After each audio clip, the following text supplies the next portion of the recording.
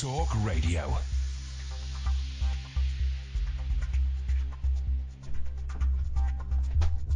Oh, blimey, I didn't know what the time was. I'm so sorry. Oh, man alive. I'm sat out there. Oh, I know what's going on. The Talk Sport boys have been chatting to me, trying to make me late for the show. That's what they've done. Oh, man alive. I was sat there thinking, right, we'll go for a wee in a little bit and we'll do this. No, we won't. We're going to rush into the studio because we're almost late for the show. Here's the news. Line 2, you're on the wireless. Who's this? Oh, my... Who's this on line 2? So, hang on a minute. Let me just whack them straight through. Line 2? Where have they gone? Oh, blimey. The people are ringing in. The show's not even started, guys. And I don't think it's going to start for another 10 minutes. This studio is a little over a week old. It's already falling apart. I'm going to get rid of this. I'm going to get rid of this bit, guys, that's fallen off. Oh, man alive. I was not ready for the Andy Goldstein. That's whose fault this is, right? Because I'm sat in the little annex where the Talk Radio offices are, and Andy comes in from Talk Sport. Oh, all right, Iain, how's the show going? Yeah, and then he saunters off to do his show, right? The Talk Sport studios is nearer to the office than this studio, and he goes off to do his show. I've lost all track of time. Suddenly, I'm late for the show, guys. I'm late for the show. Who was listening to Talk Radio at the weekend? Id, were you listening to Talk Radio at the weekend? I listened to a few highlights. Online. Why are you giving me that disappointed look? Because, mate, you are an immigrant. Yep. Possibly illegal. I've not seen your papers. I've got a passport. I'm here legally. You've been here for a long, long time. Too long, are you saying? And we, and by we I mean the British, have very kindly welcomed you by giving you a job that could have gone to a Brit. That's yes, true. Okay. A Brit wouldn't have taken the... Line 2? Hello. Who's this? It's Tris. Tris, you're on the air. What can we do for you? Hi there, I just want to say hello. Hello. Tried phoning in on Friday, but no one ever rang me back, so I thought I'd try again tonight. Ah, flippin' actress! Right, hang on a second, mate. That's bang out of order. Id! Hi. Right, so not only have you not been listening to the station that is taking the bread out of an English child's mouth to give to you and your family, you didn't call Tris back. I probably did try to call him back. There were probably a few issues with our big phone box in here. We have had a few niggles, so we can work through this. Trish, he's calling you a niggle. I think we're still allowed to say that word. You're on the air now, Trish. Let's make it good. You've been storing this up all weekend. Let's make it good, buddy. Well, I just wanted to say, and I know you touched upon it on Twitter the other day, but Gary Shandling. Oh, man. Yeah, and that's sad. Devastated. Yeah, I think he's so underrated in this country. And when you think of what he's done for sitcom, things like The Office and stuff like your mate Ricky Gervais and stuff like that, he's just a real talent loss. Well, the Larry Sanders Show, BBC Two, showed it no respect at all when it was on, and they put it on Tuesday at 11:30, then Friday at 10, and then it will be on a Monday at 1:30 in the morning. It was all over the shop. Oh, that was my formative years. That sitting there waiting for that on BBC, so I used to love it. And flicking away in front of the TV. Absolutely, waiting for Seinfeld. Yeah, Seinfeld and Sanders. And Sanders, I think, stands the test of time better. Seinfeld is still very funny, but it's always ruined by that all of that slap bass. Yeah, no, absolutely. I've just finished watching the Larry Sanders Show through again, and it's brilliant. And I've just started on the Gary Shandling show. Oh, I've got the Gary Shandling Show box set, yes. I tucked into that about a month ago, and then I didn't get too far, so I need to get back into that, but it'll be tinged with sadness. Tris, listen, it's not the best line, so we'll say goodnight. Ta-ta, thank you very much. 0844 499 1000 is the telephone number if you want to give us a call. I think we're going to test the goodwill of the listeners tonight. Last week everyone was giving us a free ride, and it was groovy, man. And everyone was high-fiving and slapping each other on the back. I think tonight is the night that we're really going to test the loyalty and the goodwill of the listeners. 0844 499 1000 is the telephone number if you want to give us a call. Kath, do you want to come and hang out in here? We're going to play iPod roulette tonight if you fancy it. Oh, this is what the point I was getting to, Id. Hi. So you didn't listen? I listened to highlights. I listened back online. Well, I don't know what that means, mate. It means listening at the time that I want to, like listening to your podcast, for example. I listened to highlights like that from other shows. Okay, name the other shows. So I had to listen to... Didn't finish the sentence. Oh, sorry. Name the other shows that you listened to. I listened to a little bit of Let's Talk with Eamon Holmes. Okay. I listened to... I believe he had Lembit Opik and Karen Danchuk on there. Karen Brady, actually. Yep. Are you testing me here, Ian? Yep. Okay. And I also had a bit of a listen to the 7 Days of Talk radio show hosted by, just Catherine Boyle, which I believe you had Lembit Opik and Karen Danchuk on there. Yeah, all over it. All over it. Well, no, he was all over her. Did you listen to the best show on the weekend at Talk Radio? And I say this, my tongue is in my mouth, it's not anywhere near my cheek. The best show on Talk Radio at the weekend. Did you listen to it? Yes, I did. Which one? It was on Saturday morning. Best of Ian Lee. Oh no, you know he loves you saying that, but no, there was a different one. Howard Hughes. No, I missed that one. It was awesome. I'm Howard Hughes. Oh, that's not... I could possibly with a bit of... I'm Howard Hughes, as we go around the world looking at mysteries and bullshine. Do you know he's a Scouser? You never know. He said he's from... Is Howard Hughes his real name? Because you know who Howard Hughes is? Yeah. Justin Timberlake. No. Leonardo DiCaprio. Yes. I always get those two guys mixed up. Oh, wait, the Aviator. 499 1000. Is it his real name? Or is that a mystery? It's unexplained. Either way, right? So Howard Hughes is a brilliant show. Sunday nights, what time does it start? 10 o'clock? 10 till 1. Mm. Right, and it's everything. I don't know what's on Saturday nights, but it should be Howard Hughes. Unless it's someone we like, in which case... then definitely them. It's Anna Williamson with sex and relationships and celebrity stuff. Oh, wow. With six what? You know what I'm saying. He should only replace people we don't like. Yeah. So 10 o'clock, weekday morning. No. So Howard Hughes does like the spooky stuff. You know, ghost stories, made up stuff. The paranormal. But he believes it, right?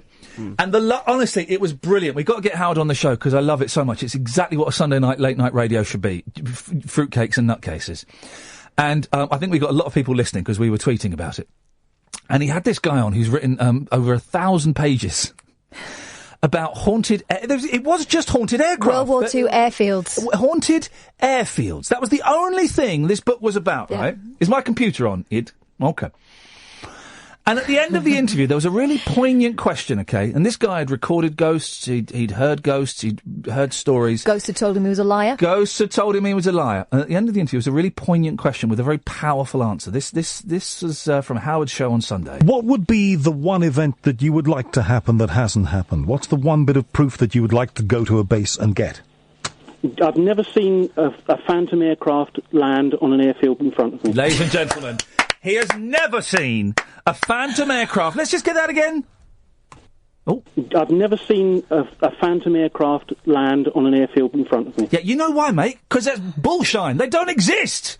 That's absolute nonsense. 0844 499 1000 if you can contradict me on that. It was almost like some shows, and I don't do this, and I don't like this. I think it's lazy and it's cheap. It's easy. Mm-hmm. Some people do the easy route of getting characters to come on and pretend to be like old men or pretend to be UFO experts or computer experts or whatever. And it was like someone was doing a character of a ghost hunting expert when he came out with... I've never seen a Phantom aircraft land on an airfield in front of me. That whole interview, though, was priceless, and I've clipped it for the best of show. That's the first thing I'm playing, right? Mate, because it's the only thing I want to play over and over again. It was, honestly, it's such a good show, and this is, please don't think this is any way a dissing of Howard Hughes. I've been a big fan of his for years, and to be on the same station as him is an honour, and it is going to be mine. We'll get Howard on at one night. We'll get him on, because I want to know, Howard, do you really believe in all of this stuff? Because he sounds into it, doesn't he? He does. He's possibly an excellent actor if he can pull that off. There was a slightly awkward moment at the beginning of the interview, the second half of the interview, where he said, "My family come from the Southport area. I understand you've been covering one of the airfields from there." And he went, "Well, there probably is a story, but I haven't got that right now."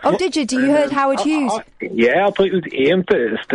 I did phone into him because the stuff he's on about, it comes on Channel 531. Channel 531? Yeah, about the ghosts and the UFOs and the Rodwell stories. There's a whole channel of bullshine. It's the paranormal channel, isn't it? Yeah. Did you get on the air with him last night? I did. Oh, I missed that. Oh, good for you. Well done. I'm glad you called up. I thought it was your show last night. And what? I was going to tune into you, and it was somebody else. And he said, you don't work Saturday and Sundays. No, mate, I don't. I'm allowed 2 days up. I'm working on Good Monday for you. But you still rang up. 3 hours. You still rang 3 hours. You still rang up though, didn't you, Manny? Because you're not fussy. Yeah. Good lad. Anyway, remember when you was over there and you went to that lady's house? Yeah, it's true. When I was over there, he means when I was working in Birmingham and we went to a lady's haunted house. Well, haunted. It was a haunted house. And that was where they had the spinning ladder. That's right. Yeah, the ladder was spinning about. Yeah.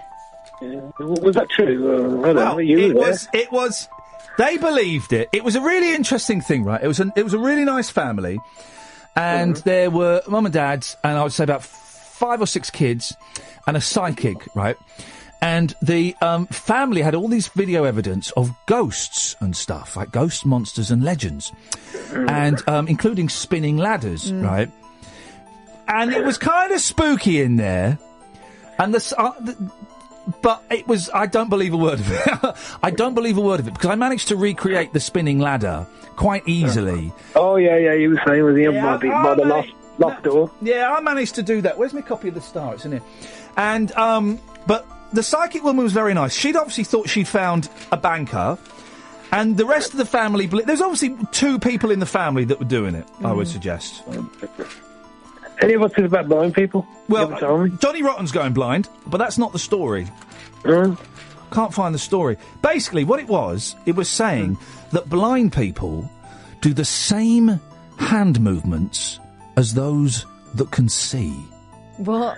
Well, I need to find... Well, Manny will, because he used to be able to see. I used to see, So he says. I have no evidence that Manny had sight until an industrial accident 4 years ago. I've only got the say-so of a man who, until recently, was drunk every time he phoned me. I wasn't drunk. No, you are hungover. I apologise, Manny. Yeah, exactly. You're always hungover. He was early. Anyway, I told an old friend of yours that you're on here. Yeah. I won't mention his name, but his name starts with an R. Right. I know who that is. Yeah, you know, don't you? Ranjit. That's it. Oh, blimey. Has he still got that chippy? Oh, bacteria place, yeah, sure. Do you believe in ghosts, Manny? And since losing your sight, have you found yourself tuned in even more to the natural, nay, the supernatural world? I watched you know where they solve the murders? When they solve the murders, Morse? I don't know. No. It's American. Hey, you know who's going to be the new Murder, She Wrote? Who? 522. No, Manny, you can't get a word in edgeways with him. Manny, listen, you know who's going to be the new Murder, She Wrote, the new Jessica Fletcher? Who? Taylor Swift. Shut up. Taylor Swift? No. Taylor Swift? I'm trying to find 2 stories now. I'm not having that, because Jessica Fletcher was of an age where she could have had all those nephews and nieces that were always guest starring. Pop queen Taylor Swift is set to turn film star for a big screen version of Murder, She Wrote. The Red singer is a huge fan of the classic 80s and 90s TV series which starred Angela Lansbury as mystery writer turned sleuth Jessica Fletcher. And as she takes a break from the music industry, Powers have revealed the star wants to try acting. Oh. Good. The thing is, right, I like Taylor Swift. I reckon she could... if anyone can pull off Angela Lansbury, it'll be Taylor Swift.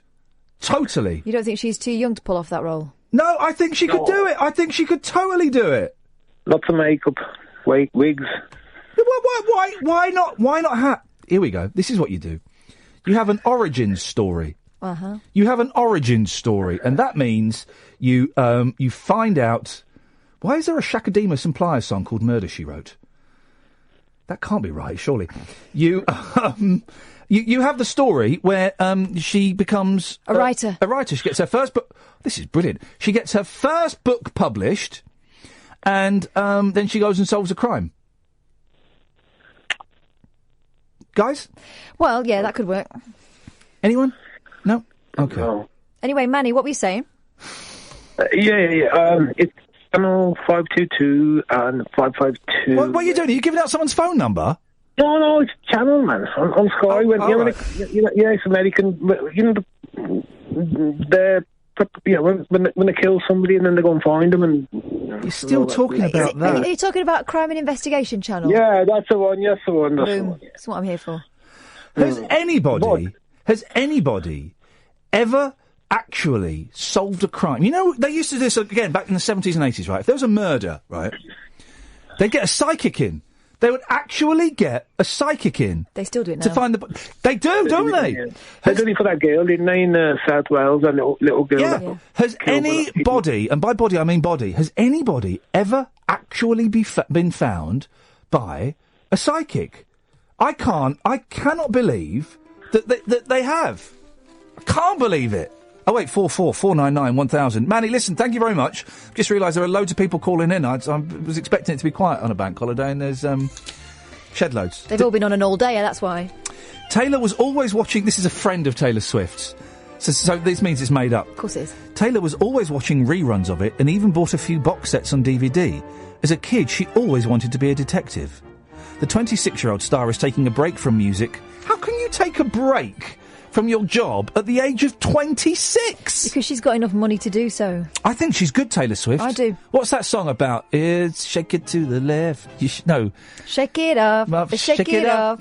Shake it off, baby. She used to be country. She did. Didn't she? Yeah, she turned her back on all that. Yeah. Mm-hmm.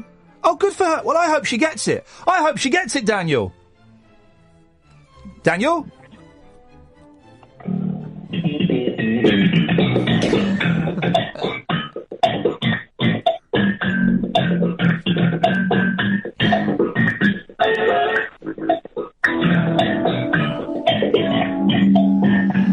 Oh, dear.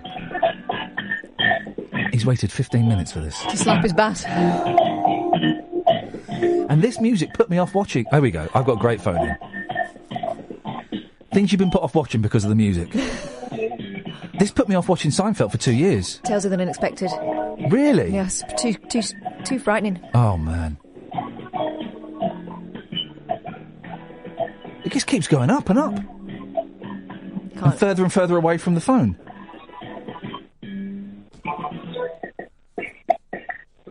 Thanks, Daniel.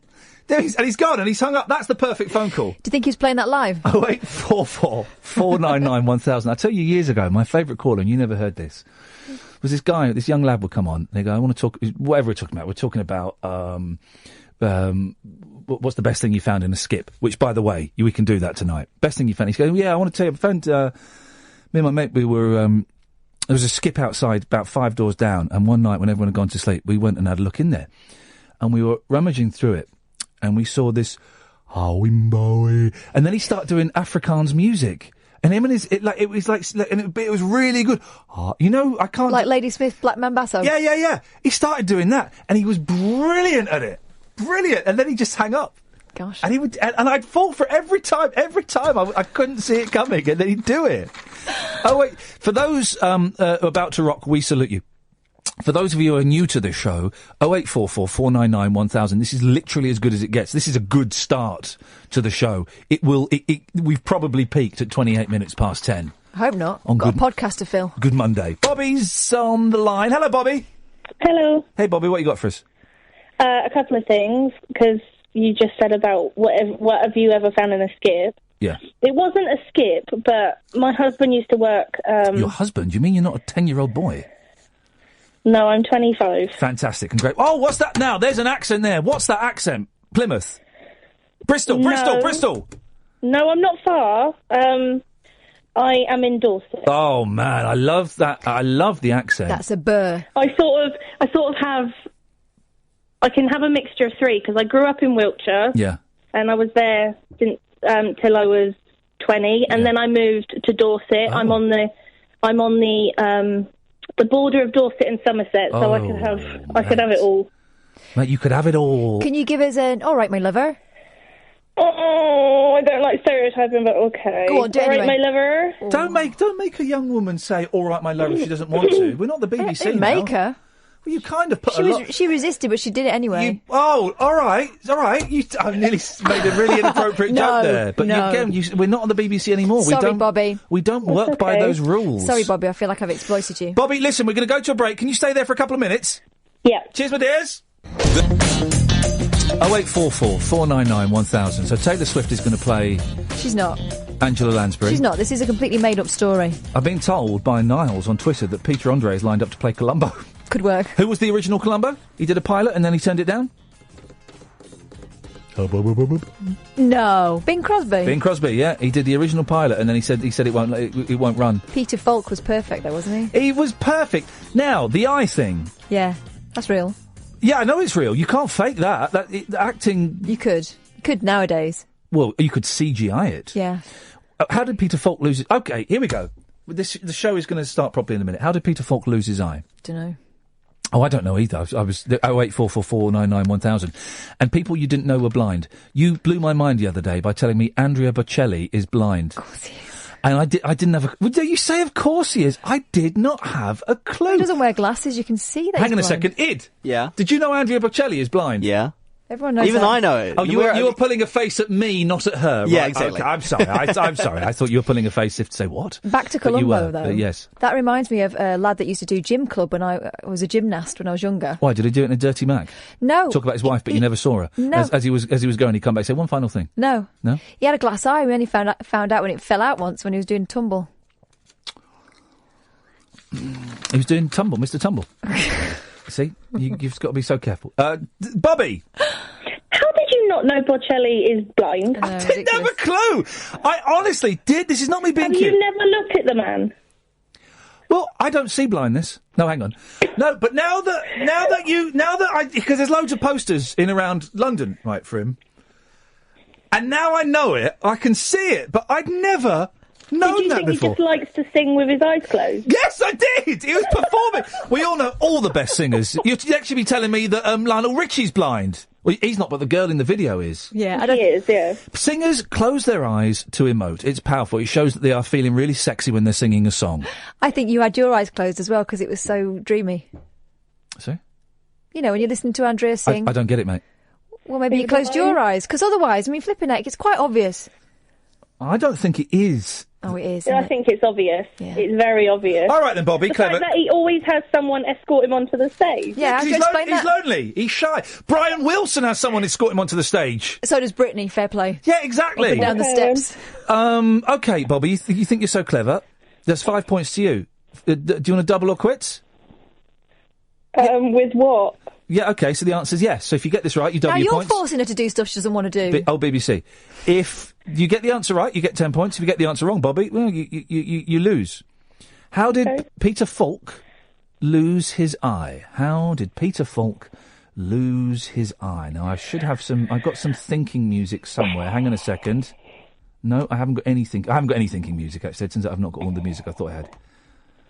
So right, well, Peter I know who he is because I know Columbo. That's a great start. Yep, great start. But I'm young, so I wouldn't have necessarily known. Right, yeah. How did Jesus Christ die? I'm not religious, so I'm not getting into it. He died on a cross. Right, okay, and you're young, yeah? And yet Christ died longer ago than Falk lost an eye. So the young thing doesn't work at all. I'll tell you what we're going to do, right? Because I like you, okay? I'm going to give you some thinking music. If my computer on, please, Ed. I'm going to give you some thinking music, okay? You've got 30 seconds, okay? Here we go. Oh, there we go. The question is, how did Peter Falk lose his eye?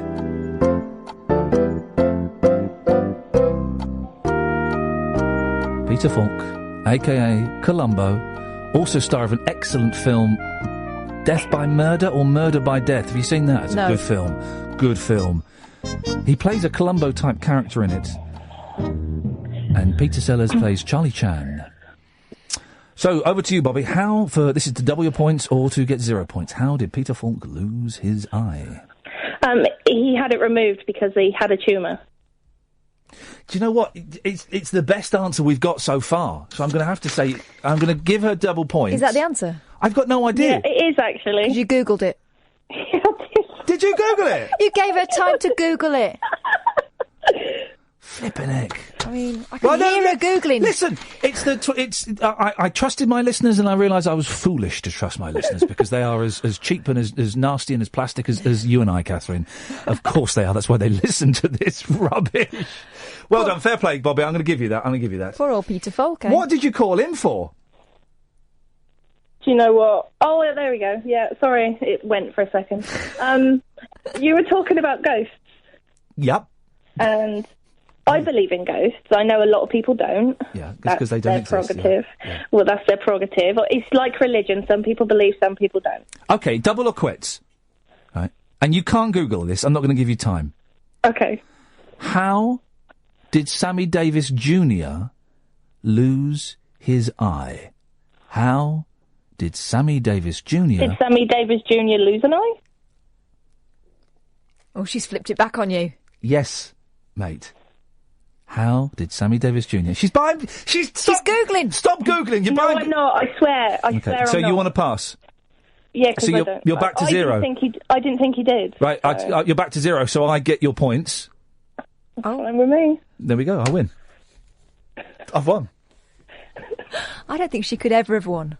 Well, if she'd known how he... You would have given her another question. No, I wouldn't. She would have doubled her points. I know the way you work. If she'd have told me that he had a car crash and in the steering wheel of his car, right in the middle where we have the horn, it was like a sort of dome shape, and he crashed and it pierced his eye. Oh, shut up! And it's true. And because that is true. This is you just Googled it, haven't you? Yeah, I did. And because I think it was near Vegas, and because he was a black man, he went to I think 2 or 3 hospitals, and they said, "Yeah, we're not taking him," and he had to go to a special poor hospital for black people, even though he was world famous entertainer Sammy Davis Jr.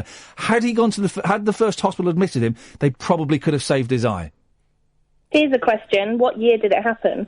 Oh, she's good. She knows because she's Googled it. She is flipping good. Right, hang on a minute. So who are we talking about? Sammy Davis Jr. Yeah.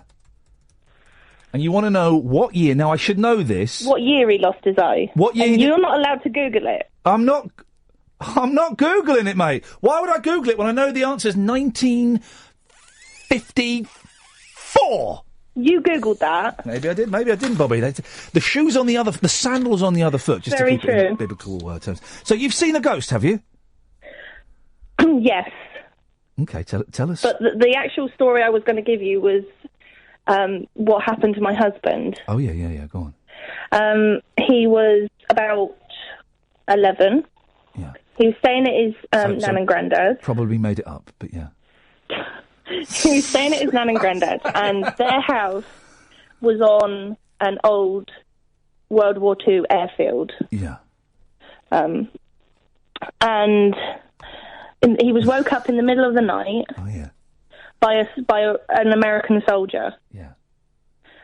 He asked him where the airfield was, because he had to get home.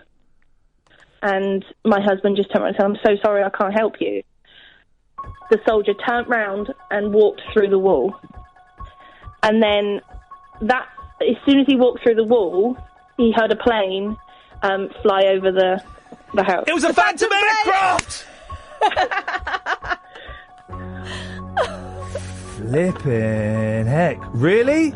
Yeah. Yeah, but it didn't... But and his nan actually backed up the story. Oh, well, yeah, well... How could she? What? She was in the room. She is an alcoholic,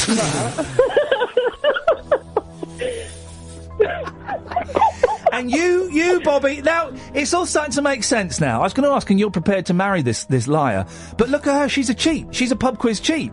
She's Googling away, he's making up stories to try and impress the ladies and his gran. The thing is, it stops them spoiling 2 other couples, doesn't it? It does, doesn't it? It does. Bobby, you've been a very good sport. Thank you very much for that. 0844 499 1000 is the telephone number. Did we get anything out of that? Well, we learned how 2 of America's greatest entertainers lost an eye. I'm trying to think of other famous people with one eye. The father of the Beach Boys, Murray Wilson, had one eye, and if they were naughty, he would pop the eye out and make them stare into the socket. Oh, my. Yeah, well, he did worse things. Do you want to hear a worse thing he did? Was it him, or did he get the boys to do it? Oh, yeah, I think he did it, right? This is horrible. So, Brian Wilson's dad, Murray Wilson, okay? So, the three Wilson brothers, Brian, Dennis, and Carl. Dennis was the naughty one. Of course he was. One day, at dinner, Dennis said, "I don't like this food. I'm not eating this food." Murray Wilson climbed up onto the table, dropped his pants. What? Did a poo on a plate. No. And offered it to Dennis, asking if he'd prefer that as his meal. In the words of Super Nanny, unacceptable. That's a true story. That explains a hell of a lot. Doesn't it? I mean, it really does. You're listening to Talk Radio, where did you ever... Anyway, what did he choose? Knowing Dennis, he probably chose the one he wasn't meant to. 0844 499 1000.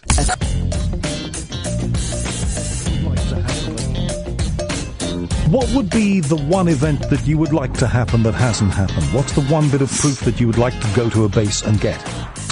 I've never seen a Phantom aircraft land on an airfield in front of me. Of course you haven't, buddy, because it ain't never... Now, a lot of people on Twitter have said, does he mean the actual... There is a Phantom aeroplane. No. He means ghosts. He means, yeah, an invisiplane.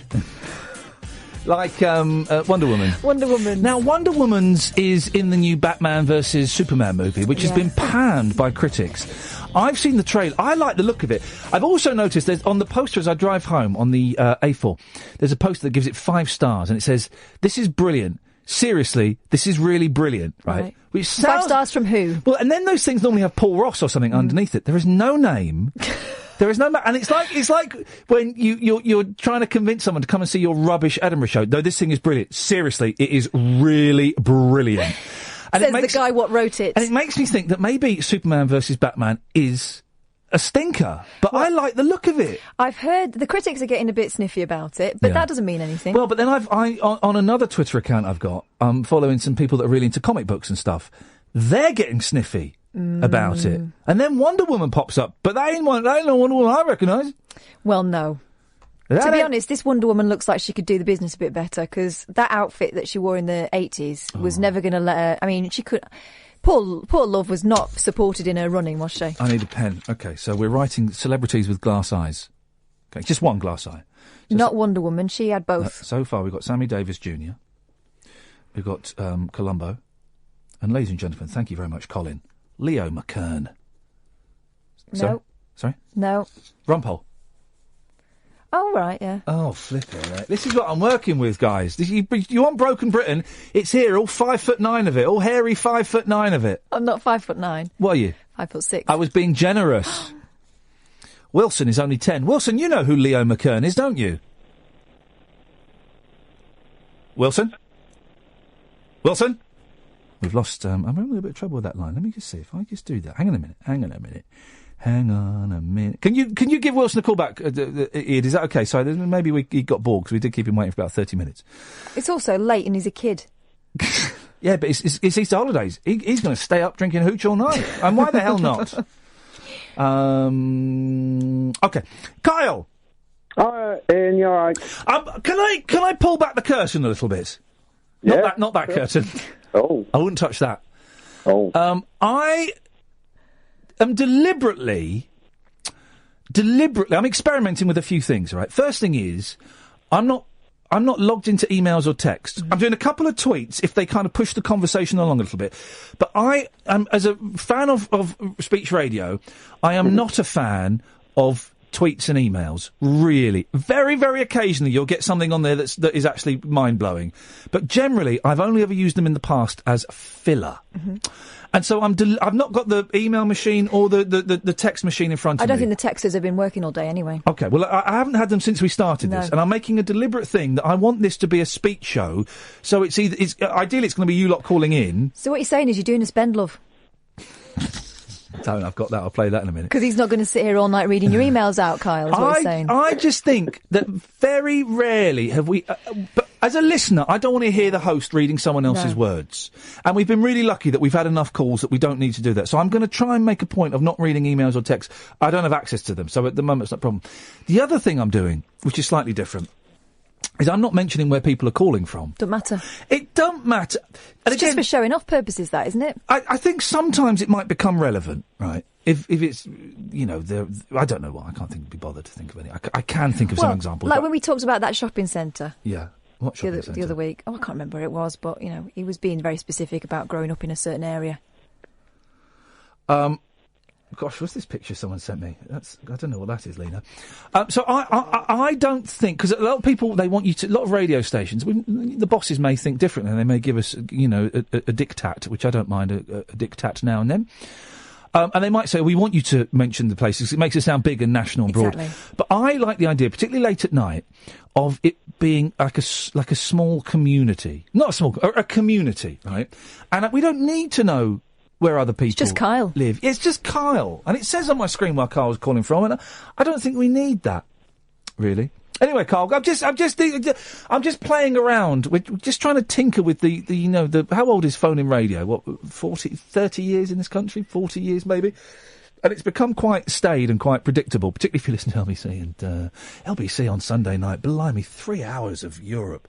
A European special. Well, I was listening to Howard Hughes. Well, that's why I tuned into Howard Hughes. And that certainly wasn't going to lure me away. Yeah, and that's why I tuned into Howard Hughes. And boy, oh boy, I'm glad LBC did that, because it made me think, oh, actually, there is other stuff. LBC and BBC London and 5 Live, I'm just tinkering with stuff a bit. Anyway, Carl, sorry, carry on.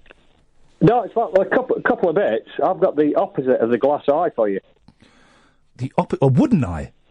Well, my mate Mackenzie has a wooden eye. Does he? When he's in the Pirates of the Caribbean movies. Paul McCartney's in the new Pirates of the Caribbean movie. Now, I love McCartney like no man, and his last few albums have been surprisingly excellent. Memory Almost Full, it's a masterpiece, right? But if anyone has ever seen Help, A Hard Day's Night, or Give My Regards to Broad Street, McCartney is not the best actor. No, but he got by on his looks then, didn't he? Yeah, well, exactly. So how's he going to get by in Pirates of the Caribbean? Because he'll be an oldie-worldy version of Mako, won't he? I suppose so. Could be. All right, La. All right, La. I'm Paul McCartney. I'm Paul McCartney. I invented the glass eye. Gordon Brown's got a glass eye. Yeah, there's that was rugby, wasn't it? Rugby incident. Go on, Kyle. Please, Kyle. No, well, I was going to say, funny enough, the second thing I was going to mention relates to I've got to stop you. Sorry. No, I tell you why. No, I'm totally hijacked. Just for a second, I'm sorry, because my sister's just tweeted me, and she's texting me Gordon Brown, text her like son. Oh, yeah, but it's just reminded me, Dylan is listening in Auckland, in Titirangi. Id. That is the worst Australian accent you've ever done. Racist. I don't see colour. Hey, I never said it was racist. My nephew is he's like 6 or 15 or 11 or something, I don't know, in Auckland, where you come from. Yep. Right? Yep. So can you...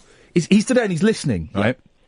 Can you give him a traditional New Zealand birthday big up? Kia ora. Happy birthday, mate. Have a good one. Who's Kia ora? His name's Kia ora. Kia ora. It's Māori for hello. Kia ora. Kia ora. What? You guys say Kia ora. Kia ora. It's too orangey for crows. We say Kia ora.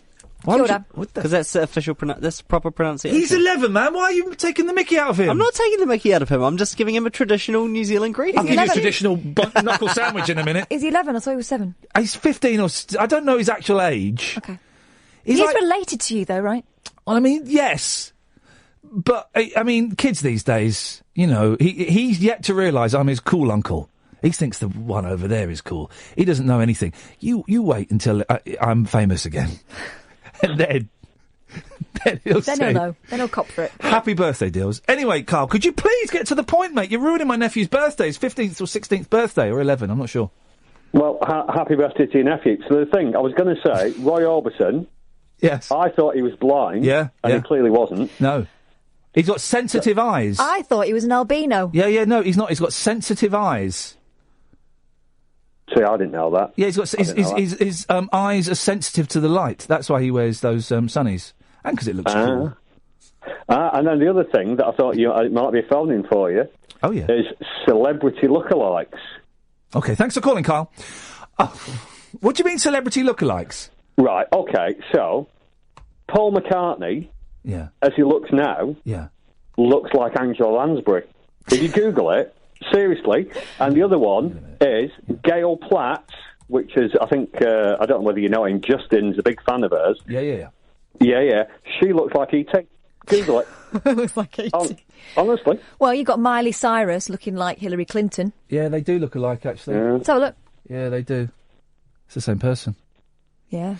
Kyle, thank you very much for that. Much appreciated. 0844 499 1000. Happy birthday, Dylan. Let's go. Wilson's back. Hello, Wilson. Hello? Hello? Hello, Wilson. You're right. What's going on with your phone? I wonder if it's that line. Hang on a second. Stay there. Let's try and put you on that one, see if that makes a difference. Yes, Wilson? Hello? No, it's your phone. What is it? Oh, my goodness. Oh, Wilson. Well, Wilson. We'll try him one more time. Do you want to go and try him? Because I don't trust Id. I don't trust it. And also, where is Id gone? He's just disappeared. He's vanished. Oh, and I've just cut. There we go. Rosie. Hello, Rosie. Oh, what the flipping heck is going on with this system? Anyway, okay. 0844 499 1000 is the telephone number if you want to give us a call. Oh, apparently Paul McCartney was in the Some Mothers Do Have 'Em Sports Relief special. I missed that because you know, you can't really knock charity, can you, right? And I've done a bit for Sports Relief. I did the Let's Dance thing, you know, where I was Will Smith, getting jiggy with it, right? But I find those programmes really, really dull. You know, Comic Relief and Sports Relief, there are very few bits in those programmes that make me laugh. What are we talking about this evening? Oh, well, remind me to tell you why I think we should ban lifts in a little bit. 0844 499 1000. So far, we're trying to... It turns out there are more celebrities with a glass eye than I at first suspected. Sammy Davis Jr., Columbo, Leo McKern, and Gordon Brown. Surely they must... And I don't mean this to sound flippant, OK? They must have the technology to have invented a robot eye, like a camera. Like a 4K... My iPhone shoots in 4K and it eats up all the memory. Don't set your iPhone to 4K. Have you done that, Ed? Kills the memory. It's like you get a 30-second video and then your phone's full. And then you can't send it because it's too big to send, right? But if my phone can do in 4K, why can't scientists do like a camera that you put in your eye? That I don't know how it would work. But then again, I'm not a doctor. Didn't they invent a set of glasses that does that? You're thinking of Oculus Rift. No, I'm thinking Google Glass. Oh. And then it never got actually mass-produced. No one went for it because it was rubbish. No. Well, but I'm talking about for a person who's only got one eye. Mm. So you put I've got a great idea. You make an eyeball out of Google Glass. They were looking at doing Google Contacts, so maybe you could just put that over the fake eye. But you wouldn't be able to see through the eye, mate, because it's glass. You need to have a... Yeah, true. Having trouble with the logic here. It's been a long day. Why don't you go and do a little bit of backwards counting maths and tell me what time I'm due out of here, and then let's try Wilson again. Yes, Wilson. Good evening. What the hell is... turns out my nephew Dylan isn't listening. He's watching Iron Man. Oh. Flip it, heck, mate. I'm listening, so... I just gave you, Dylan, about £2,000 worth of on-air time, mate, that we could have sold to an advertiser, right? Yeah. And you're watching Iron Man. Unbelievable. Anyway, yes, Wilson. Anyway, hello, Ian. Hello, Wilson. Did you catch my first call, did you catch the Hey Little Hen? No. What, the first call this evening? No, I've not been able to hear a word from you. Well, here we go. Come on, Ian, sing with me, hey little hen. When will you lay me an egg for my tea? Oh, is that it? Yes, I got the rest. Speaking of hens, we're getting some hens delivered, right? Let me backtrack. We are getting some eggs delivered, right? What? Oh. So you get these eggs, right? And they come in a cage with a red light. Yeah, I know. Yeah. And we get them, and we have them for 10 days. And in that 10 days, hopefully, fingers crossed, they'll hatch, right? So you got the chicks and all that, and that's fine. But the thing with the chicks is they turn into chickens. Now, no one actually wants chickens. Because then you've got to pay for the food. Yeah. Buy the stuff. You end up giving it to the farmer across the road. Yeah. So you get these eggs that hatch into chicks for 10 days, right? At the end of the 10 days, the company comes back and takes them. What? breaks their necks and grinds them into the dirt. No, I'm sure they don't do that at all. They don't. I don't know what they do. You end up seeing them in your sandwich. Well, yeah, exactly. You know, what a great thing. So you've got the joy of having chicks without the hassle of having hens. Yeah, they're cute, but when they grow up, it's like, oh, hang on. Hello. Hello. Hello. No. Yes. Hello. Hello. Ian. Have you got me? Yeah, I'm listening to you. Oh, I thought my line was lost again. No. Oh. Anyway, but now we have to go because we're out of time. Oh. No. Ta-ta. Yes. 0844 499 1000. How the hell are you keeping your kids entertained over half term? Because it's like it's not even really started, and I've completely run out of things to do. Well, not completely. I've got the kids Wednesday and Thursday. I'm going swimming on Wednesday, and then we're going to see Zootropolis on Thursday, and it's just after that. How the hell is the Easter break 3 weeks long? 3 weeks. That seems excessive. I was assuming it was 2 weeks. Anyway, 0844 499 1000. Iain Lee, Talk Radio. More of your calls after this. Talk Radio. I don't feel we've started the show properly yet. I want to play iPod roulette. How do you play it? All you need is an iPod or MP3 player or a computer that's got songs on that you can set to random, right? To shuffle. That's all you need. Give me a call and we'll have a game of that. It's a bank holiday Monday, so, you know, don't expect anything too highbrow. Here's the news on Talk Radio. The news and sport there was brought to you by Norman Collier. I don't know what was going on there. Hey, Stormwatch. I slept through the storm. Stormwatch. Loads of radio stations say, Stormwatch. How has the storm affected you? I slept through it and I forgot all about it until I took the dog out. Took the dog out for a walk, right? And I saw a battered posh car been smashed up by a tree that fell on it. That was exciting. Here's the thing. I'm getting old, right? Because I took the dog out for a walk for about an hour and a half. Good long walk, exercised her. And when I came down, I sat down for 10 minutes. And after 10 minutes, I couldn't get up. And I've put my back out just by walking. Guys. Imagine such a thing. So old, and I'm in agony, and I'm grumpy, and I hate everybody. So, what is the point? Really? Iain Lee, Talk Radio. Thank you for listening. 0844 499 1000 is the phone number. It's 7 pence a minute, plus your provider's access charge. We'll give you a call back. How's about them apples? The way it works, and those of you who've heard the show before will have heard this spiel. Indulge me, because I'm getting so many emails and tweets from people all over the world that are discovering this show. Thanks, guys. It's appreciated. But I'm also getting people going, what is this? The way this show works is I'm going to sit here between 10 and 1, Monday to Friday, and I've got Id out there helping. I've got Catherine who's producing and presenting with me, and she's nipped off to work on the podcast. And I will sit here and I will talk about stuff that has happened to me in the day or the week or ideas that I've had, and I'll pick some stories that I've read in the newspaper. You're more than welcome to call in about any of those things, or you can call in about anything you want to say at all. Anything, right? It can be literally anything. I'm trying to avoid, although we've still got a couple of people who are keen to do it.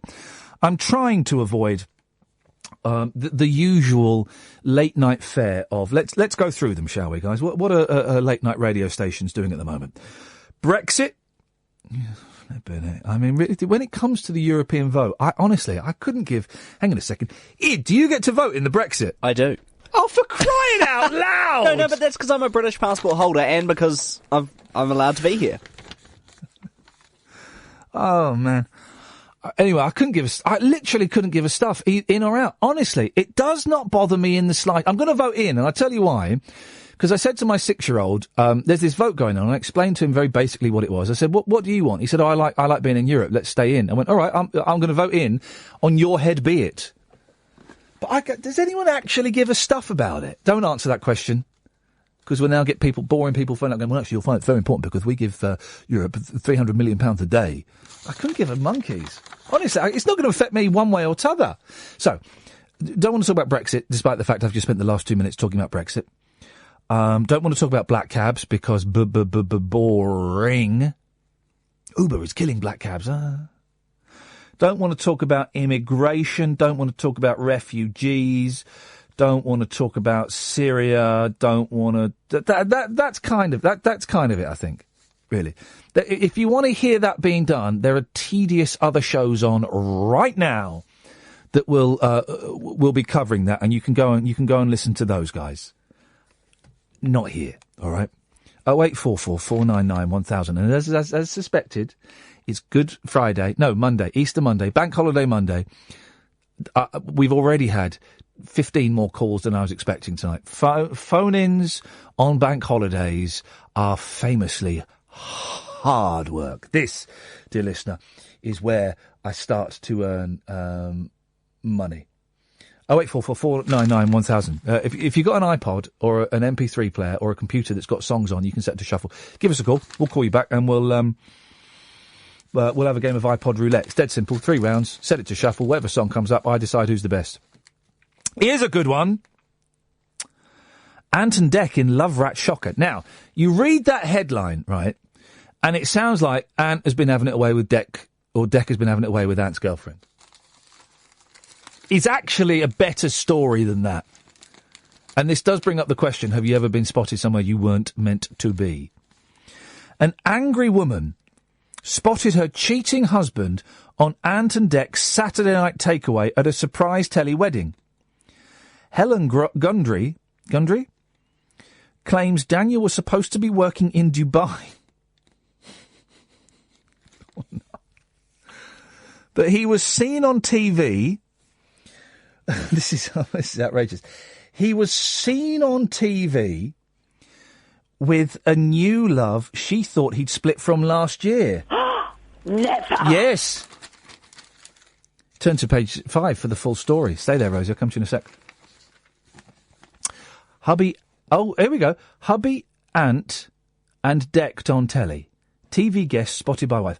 A woman claimed she watched Ant and Dec's Saturday takeaway. Is that show still going? I've become one of those tedious people I always used to mock. I don't really watch TV. I certainly don't watch, I couldn't get my Sky Box to work the other day. It hadn't been on for so long, I couldn't get it to work. I watched like the Netflix and the Amazon Prime, although I'm cancelling that in May. But the thought of sitting down and watching something at 7:30 at night, my programme's on. What's this thing? Hang on. Rosie? Yeah? What's this programme, The Night Manager?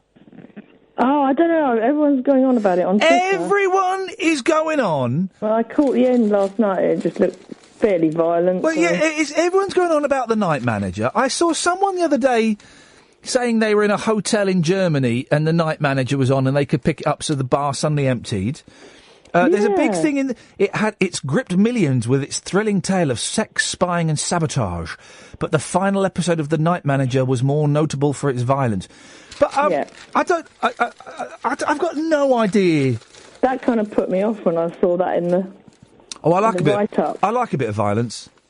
Yeah. I do. I don't. No, not in real life. I'm a coward in real life, but I think that's why I like it on the telly. I do like watching a little bit of violence. It's weird, that, isn't it?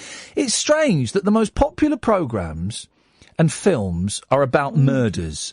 And even the nice programmes. I mean, we mentioned Columbo and Murder, She Wrote, right? Murder, She Wrote. Doddery old woman, writes books, goes and hangs out with Richie Cunningham's dad and solves crimes on Cabot Cove. But it's about murder. Every weekend someone's been killed. And Marple. I like a bit of Marple and a bit of Poirot. Yeah, a little bit of Poirot. And it's true that Rowan Atkinson is going to be a Poirot. No. Oh, that's not true? No, it's not true. He's a Maigret. Oh, okay. Someone's in Poirot. Yeah, I don't know Maigret, but I heard my mum though, and she got dementia. I heard them talking about it on Radio 4, and it sounded really, really boring. Oh, that's a shame. Yeah, boring. Poirot probably wouldn't. It would have been. I thought he might make quite a good Poirot. I bet he's a good actor. Yeah. I bet he's a really good actor, but no, Maigret sounded dull. But I don't watch TV anymore. No, I don't really watch much TV. If I didn't have the boys, I could get rid of the TV. I know we watch things slightly differently. We can watch things on our phone and on our computers. But I could get rid of the and I like to play Xbox. So no, I couldn't get... No, Rosie, I will not get rid of my television, however much you ask me to do it. So please, stop asking me to do it, OK? Well, all right, I'll have another go another time. OK, thank you very much indeed. Now, you've called in for a little bit of iPod roulette. I have. OK. So I want to defend my title, unbeaten on 3 counts. Tell us what you got. Not meant to mention Don't mention those. Hang on a minute, hang on a second. No, don't mention... Don't mention those guys. So, for those who don't know, iPod roulette, OK? Very, very simple. What have you got? What music player have you got in front of you? Blue one. No, but what make is it? What is it? Oh, right, it's an iPod. Right, how many songs you got on it? About 2,000. Let me see how many I've got. Hang on a second. I've got... how do I see how many... we've already heard some of you. I don't think you beat me last time. I've had it. I've got, 19,038 songs on here, and that's not all of it.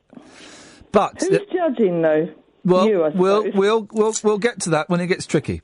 Okay. So the way it works, 3 rounds. I'll let you go first. You set it to shuffle. You tell me what comes up. Okay. You have one pass. You're allowed to pass once in this game. Oh, by the way, if anyone wants to be a judge, it's going to be a bit quiet on the phone call, so I don't want to tout for calls too much. But if anyone wants to be a judge, 0844 499 1000. You can be the judge. The thing is, because I've got 19,000 songs on here, I do have a lot of rubbish on the iPod. A lot of bootlegs, a lot of very badly recorded Beach Boys concerts from 1973. And I was practising on the way in, and I had like 6 bad hands in a row. Oh, dear. In a row, Rosie. So, right. You're going to go first. You're going to set it to shuffle? Yeah, I have, yeah. Away you go. Set it to shuffle. Oh, hang on a minute. Well, mine's going off. Right, hang on a second. Set it, away you go. Oh, mine's not plugged into anything, so it's just on. You been drinking tonight or smoking a bit of hashish?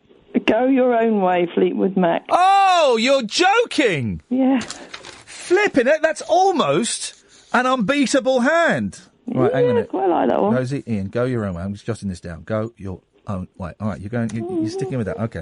Don't sing it. Okay, I'm setting mine... Now, I haven't got control of my volume here, so I'm setting it to shuffle. Okay, here we go. Here we go. Any time at all? Oh, no, hang on a minute. No time, that'll be the one. Go ahead. Oh, well, just for the Monkeys fans.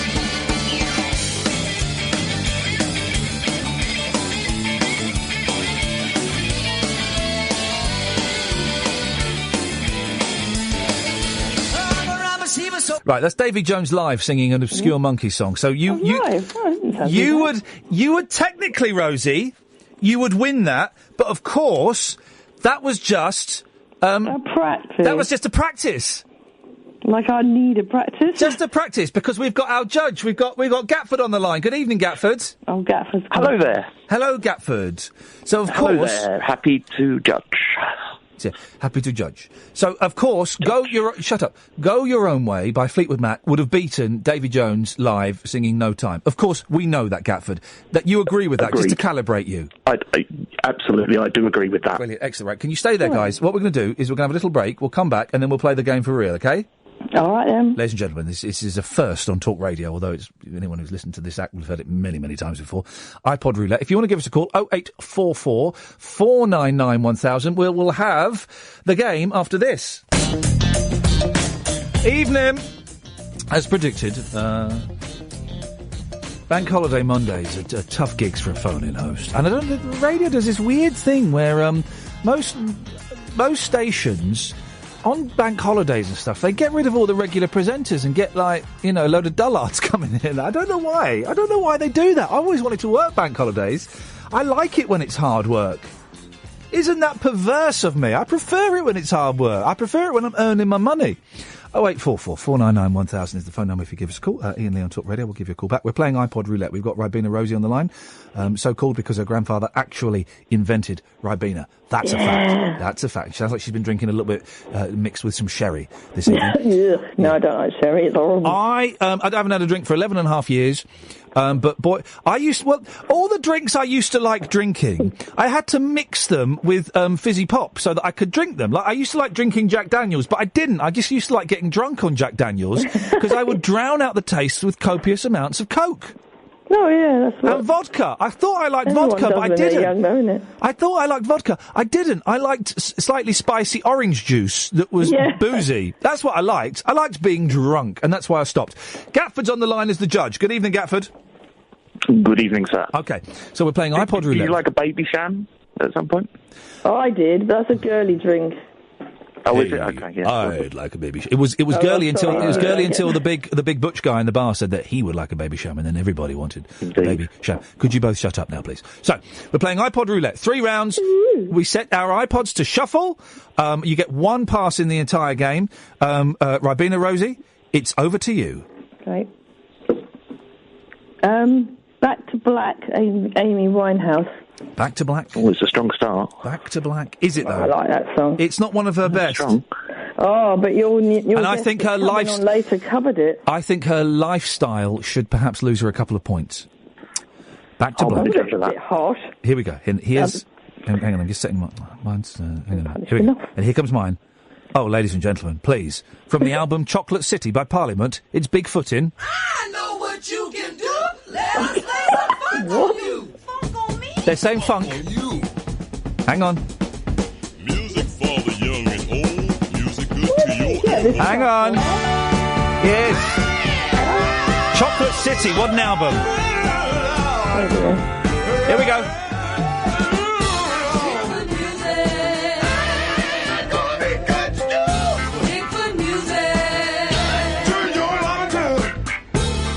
Ladies and gentlemen, Bigfootin' by Parliament from the album Chocolate City. It's a P-Funk classic. Gatford, I know what I would choose if I were judging. Yeah. What would you choose? Well, I'm not a fan of funk, so I'm going to go with Ribena Rosie. Well, no. What you have to do, though, is you have to put your own prejudice, your own, I'm going to say, racism aside... And you have to... What is the better music? What is the better music? Whether you like it or not is actually irrelevant.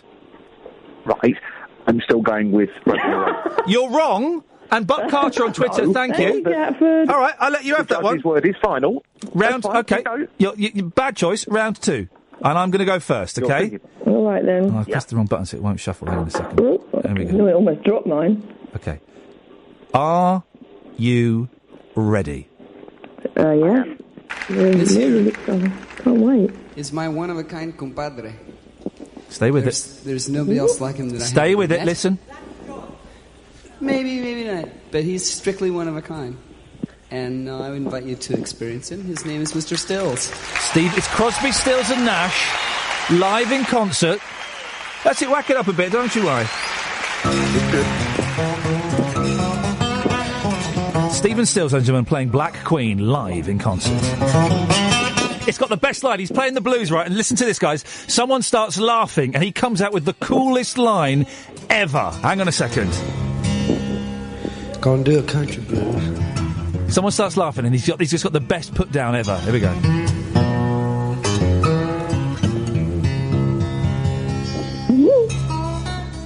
Calm down, calm down. The music from back home. He starts doing a bit of boom, boom, boom, boom. Hang on, here we go. I was raised in Louisiana. And, by the way, Graham Nash is coming on the show at some point next week from Crosby, Stills and Nash. There we go, guys. Worked at a feed store. And he'd sit out in the back. It's worth it. We'll get there in a minute, guys. Don't worry. Trust me. If I talk over it enough, we don't have to pay for it, so it's fine. Here we go. Yes, thank God.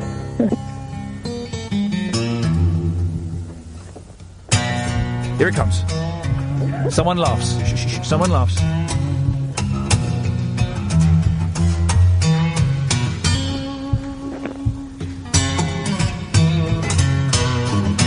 Or maybe they don't. I might have confused it with another, Anyway, here we go. Here it comes. Here it comes. Here it comes.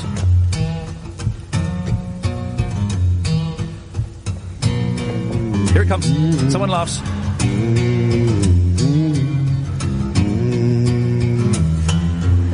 Destroy them, Stills. Destroy them.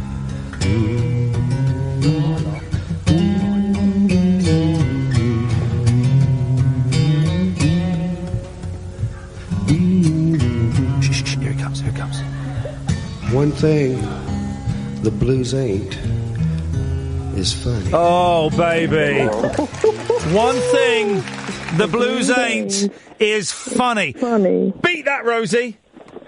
Oh, God. I was trying to find my actual player because it's not really, a bit dull. Try and beat Stephen Stills. Bearing in mind we have Graham Nash from Crosby, Stills and Nash coming on the show at some point next week. I'm interviewing him on Wednesday. Beat that. Black Queen live in concert. Right. Well, I don't know. I've only got All My Loving by the Beatles. Dear, now I like the Beatles, but that is a terrible song. All My Loving versus Black Queen. Well, I could do a pass. You could do a pass if you wanted. Oh, I don't know. You've got one pass. Are you doing the pass? Am I allowed to look see what's next? No, you're not allowed to. Of course you're not allowed to. It's ridiculous. Okay. Shuffle, come on. It was worth a try, wasn't it? No. Are you passing? Yeah, no, I'll stick with it, I think. Okay, you're sticking with it. Right, okay, it's over to... It might be crap. Okay, well, just thanks for that. Okay. Yes. So Crosby, Stills and Nash versus the Beatles. Yes. But not a great Beatles track. The point goes to Crosby, Stills and Nash. Yeah, ladies and gentlemen, would you please welcome Mr. Crosby, Stills and Nash. Thank you very much indeed. It's 1-1. We're going to the last round. Right, we both have a pass. Ribena Rosie, Yep. it is over to you. All right, All comes down to this. I've got a thingy now as well. It's not doing it. Come on, anytime. Not heard of it. Sorry, I've just put it onto its cradle and now it's gone funny. Just press shuffle for crying out loud. It's on shuffle. 2, 3. Oh, here we go. Ooh, I like this one. Ooh. But you probably don't. Katie Tunstall. Ooh, yep. Yeah. Like that. Oh, that's... Okay. Is that Katie Tunstall? It's Katie Tunstall. I must admit I have a slight crush on Katie Tunstall. I think she's a very talented artist. All right, all right, Rosie, you can stop it now. It's because of the wonky eye. Because she's got a wonky eye. You're right, you know my thing. Right, okay. Oh, Katie Tunstall's got a wonky eye. Yeah, of course she has.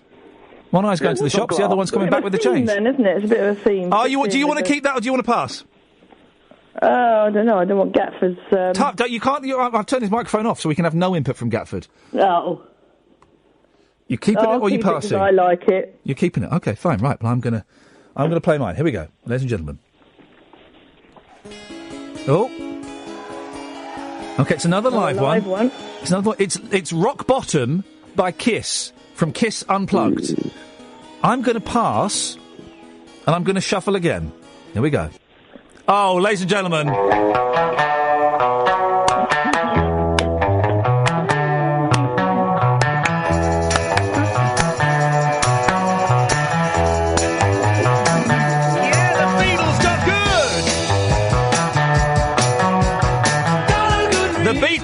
Got good, ladies and gentlemen. You started with the Pony Beatles, we've ended with the classic Beatles. It's Katie Tunstall versus Day Tripper by the Beatles. Gatford, now just don't try anything clever or smart. It doesn't suit you. I'm going to call this one right down the middle. Right down the middle. Fair. What? Based on its merits. Okay. Yep. So who won? I'm going to give it to the Beatles. Ladies and gentlemen. Oh, sorry. Bye-bye, losers.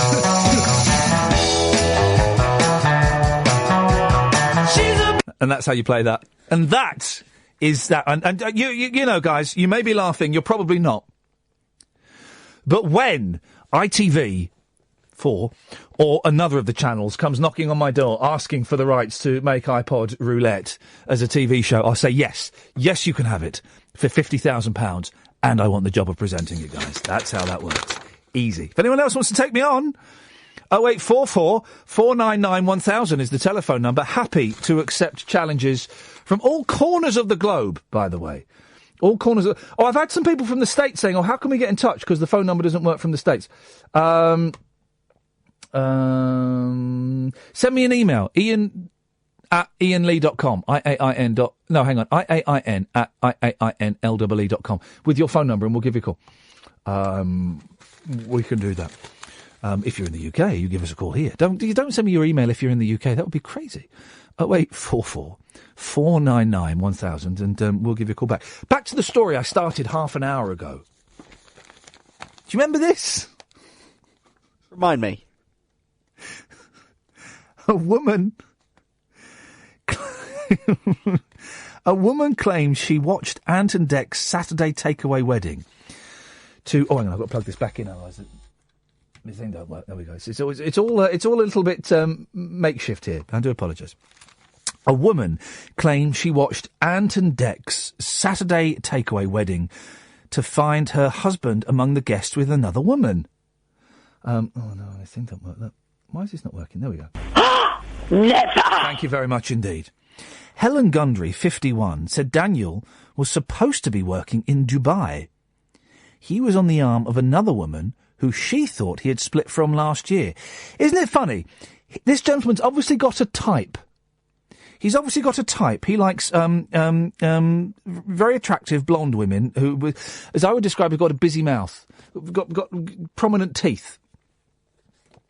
He was on the arm of another woman who she thought he had split from last year. By the way, if you've ever been spotted somewhere you were not meant to be spotted, 0844 499 1000, please.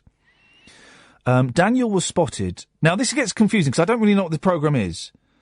Daniel was spotted as Michelle Brooker married Sam Blackburn on Live TV. I don't know. The guests have been told they were attending Michelle's 30th birthday. A lot of names here. Already I'm struggling to follow who these people are. The bride introduced Daniel as her brother, who was with my sister Sue. According to artist Sue's Facebook page, she married Daniel in Dubai in May 2014. Oh dear. Oh, it's sad. Helen from Warrington, Cheshire, insisted he's still married to her. Oh, he's a bigamy. Oh, flipping it, bigamy. That's bigamy. Well, it's big of him. Huh? 0844 499 1000. Shortly after the show, she went onto the Saturday Night Takeaway Facebook page to state, I love the wedding and the surprise guest. So this is the one who's watching it at home. I didn't love the sight of my husband, who's supposed to be working in Dubai, arriving on the arm of another woman, a woman he's supposed to have split from last year. We have a 15-year-old daughter who's in pieces. Oh, isn't that terrible? Last summer we got back together. We're still married and have been for 17 years. Any other marriage is bigamous. Very big of them, isn't it? If you've been spotted somewhere you're not meant to have been, I don't know if that's worthy of a front page story. 0844 499 1000. More of your calls after this. Here we go. It's the story that kicks off. We're asking, ever been out, spotted somewhere you're not meant to be spotted? Kyle, who, let's be honest, Kyle calls in. He called in earlier. And, well, he can be a little bit dry, all right? He's just tweeted me. Sad but true. I was out with an ex without my girlfriend knowing, and we found a dead body. Flippin' heck, mate. Really? Speaking of dead bodies. Right. We'll see what we'll do. You give us a call now if you want, and we'll take calls straight to air after midnight. It's a bank holiday Monday, but they're always quiet because people are out having fun despite the weather. 0844 499 1000. This is an odd one, right? And it's about someone trying to commit suicide, so let's all just, approach this with the caution and respect it deserves, even though one of the people in this story doesn't actually have much respect for the person who was trying to commit suicide. Dance king Lionel Blair. I've worked with Lionel. Has revealed how he and telly star Alan Carr saved a man's life as he tried to jump off of a pier. Now, I mean, the 84... Is he 84, Lionel Blair? Blimey. The 84-year-old said he was sitting having a drink on Blackpool's North Pier with funny man Alan. They have to put that in case you didn't realise. When a man tried to leap into the sea. The tap dancer and choreographer said he and the chatty man Joker... They've got really weird ways of describing... It's Lionel and Alan. You don't have to keep using extra words. The tap dancer and choreographer said he and the chatty man Joker ran to the end of the pier and dragged the man back to safety as he clung to the edge of the 1,650-foot long pier. Okay, wasn't it? Speaking yesterday about the 2006 rescue, he added, now I can't do a Lionel Blair. Do you know who Lionel Blair is, Id?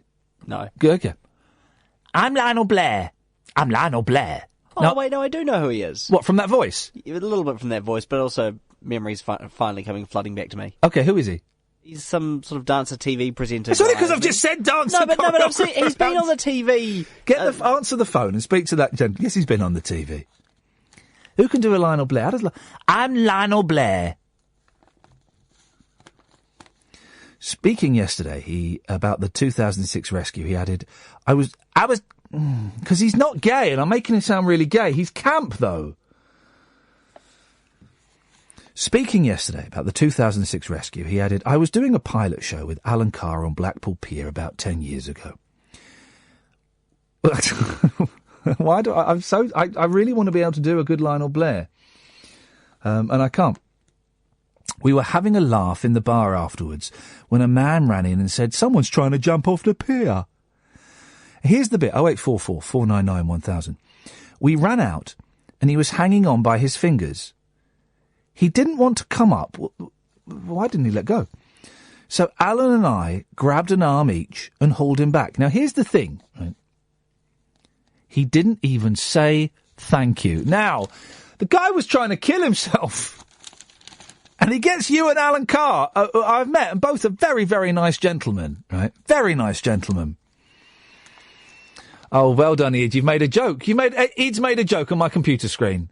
You've done a joke, haven't you? No, I didn't mean to make a joke. I was just pointing out that I couldn't remember the name of the show that I'd seen him on. You said, give us a clue where I'd seen him. So you want me to give you a clue? I'll give you a clue there. Seen him there? Seen him on the end of that? He didn't even say thank you. The guy was in mental torment, Lionel.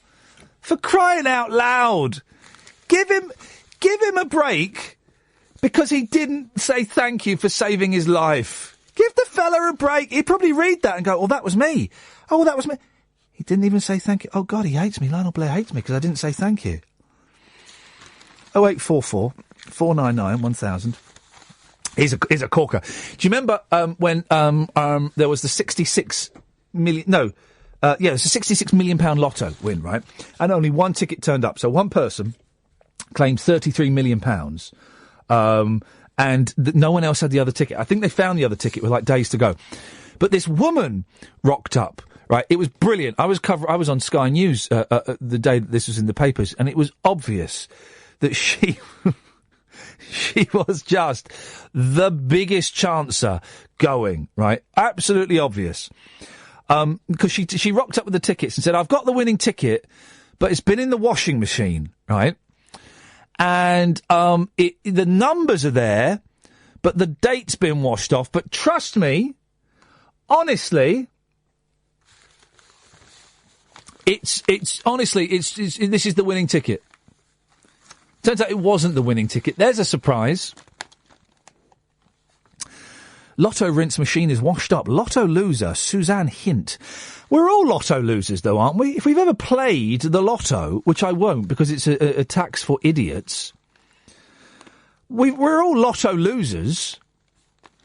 Why would... Guys, seriously, right?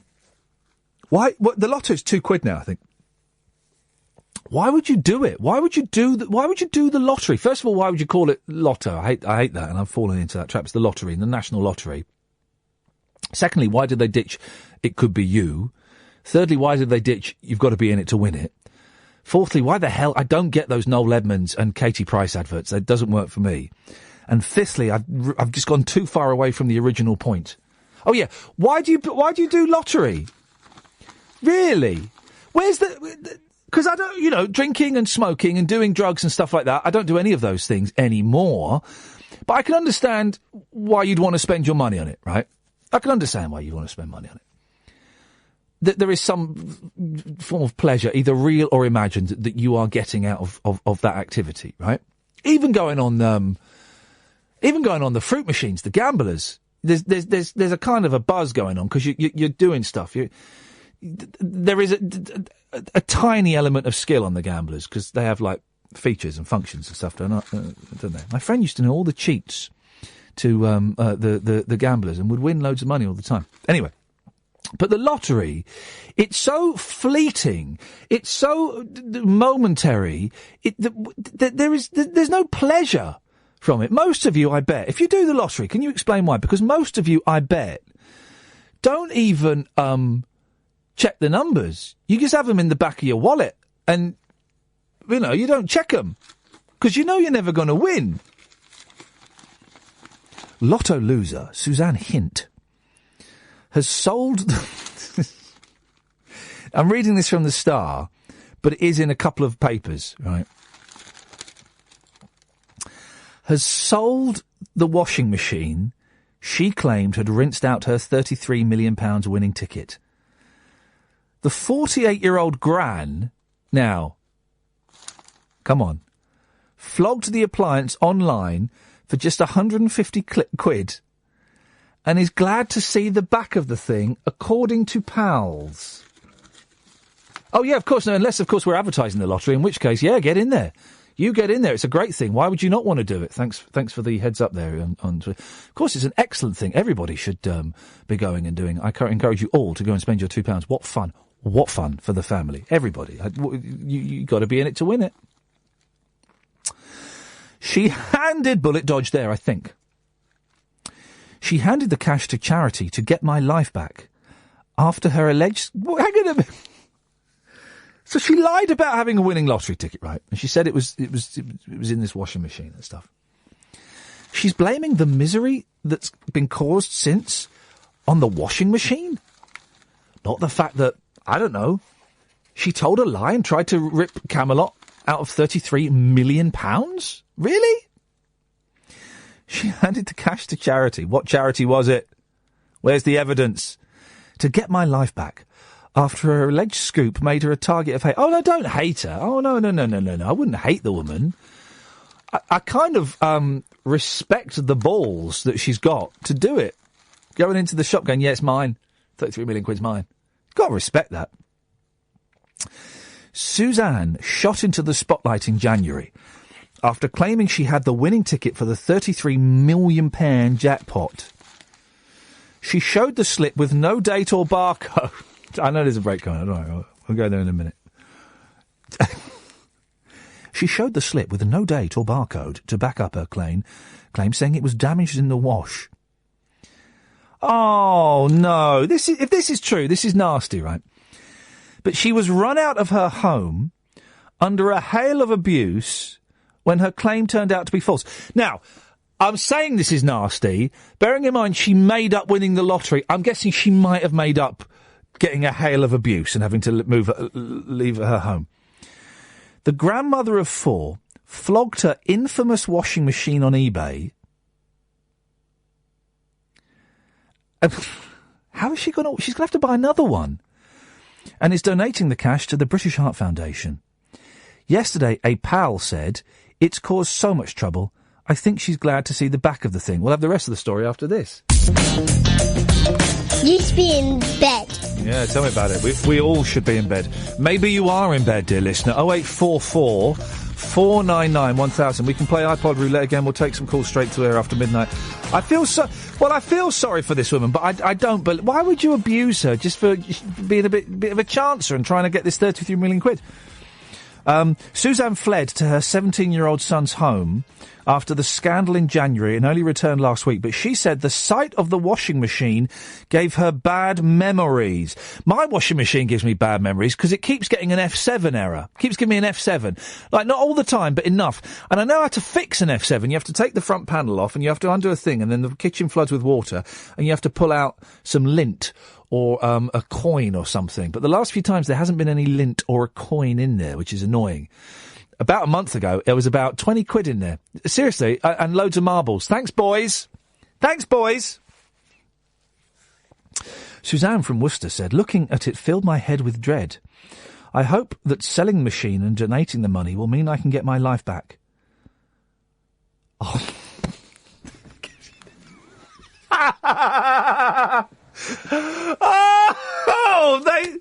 Then the last paragraph. So I'm feeling sorry for her, right? Then the last paragraph.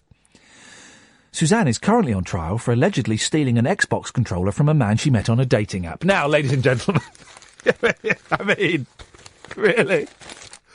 Oh, dearie me. 0844 499 1000 is the telephone number if you want to give us a call. Can someone explain to me I was talking about this to Rosie. The Night Manager. I don't watch TV now at all. That's a lie. I don't watch TV much, and I certainly don't watch... In fact, I got the Skybox working yesterday. I couldn't get it to work. Because if you have it unplugged, you have to leave it. Anyway, I got it working, and I was in the house on my own last night, and I was flicking through the channels, and it was just... it was nothing. It did absolutely nothing for me at all. And I'll watch something on Netflix. I'm watching DVDs at the moment. Do you remember those?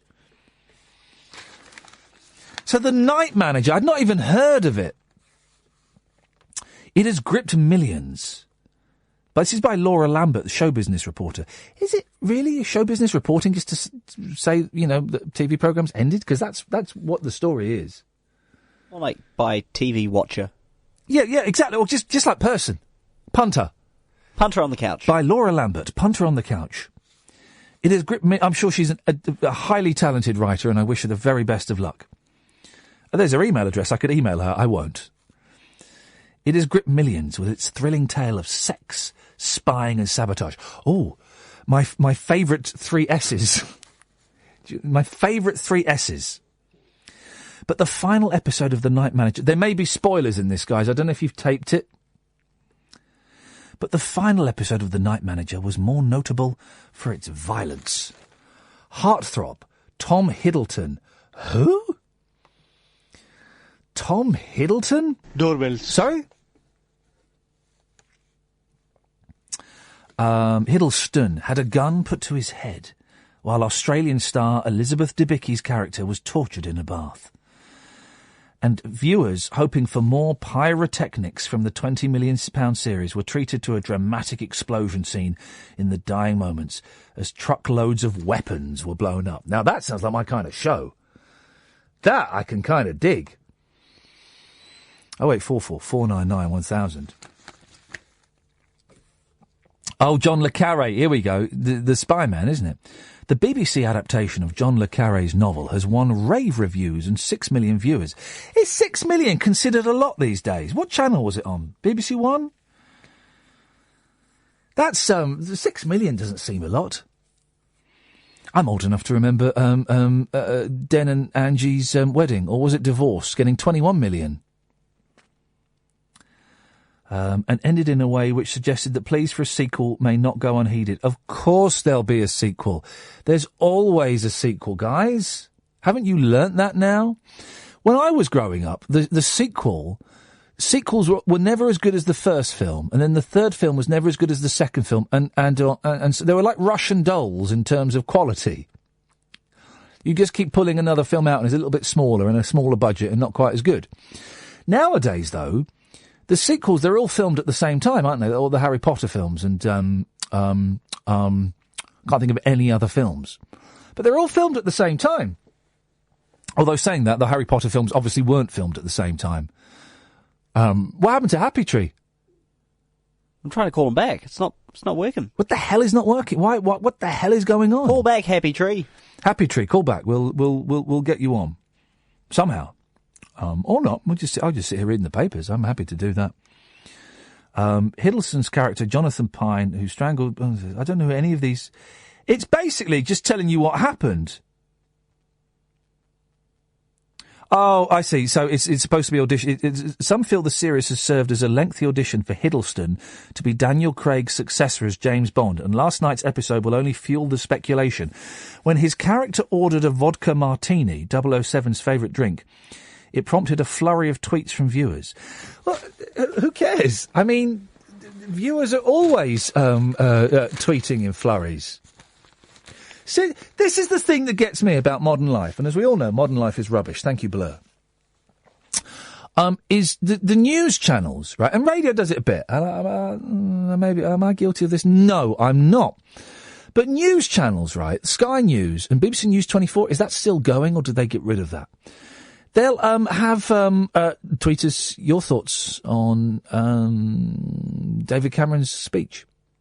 Why? Why are you asking for my thoughts on David Cameron's speech? Boris Johnson has come out in favour of Brexit. Tweet us your thoughts on that. Why? Why do I care what some random idiot who has access to Twitter Why do I care what an egg thinks? Because that's what they're asking for. No, get me John Pienaar from Pienaar's Politics. Get me, as the show he does, Pienaar's Politics. Get me an expert. I want an expert. As the great Nick Abbott said, when it comes to big stories like Brexit, I don't know what to think. I tend to believe the last thing I hear.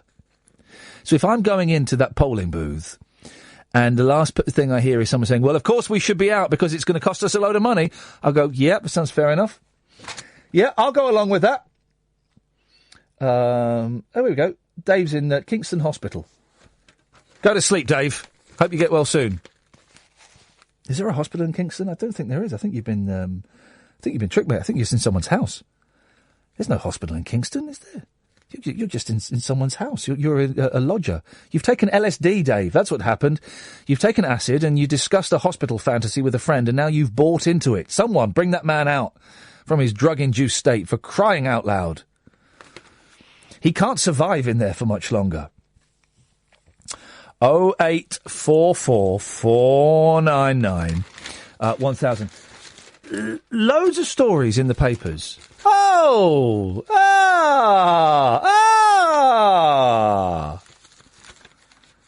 Boilies come to help a drowning man. Loads of stories in the papers. And I don't quite know what this is. Right, why? This is in all the papers. Am I missing something in popular culture? Did something happen over the weekend? It's a story about a guy on a wall of death, right?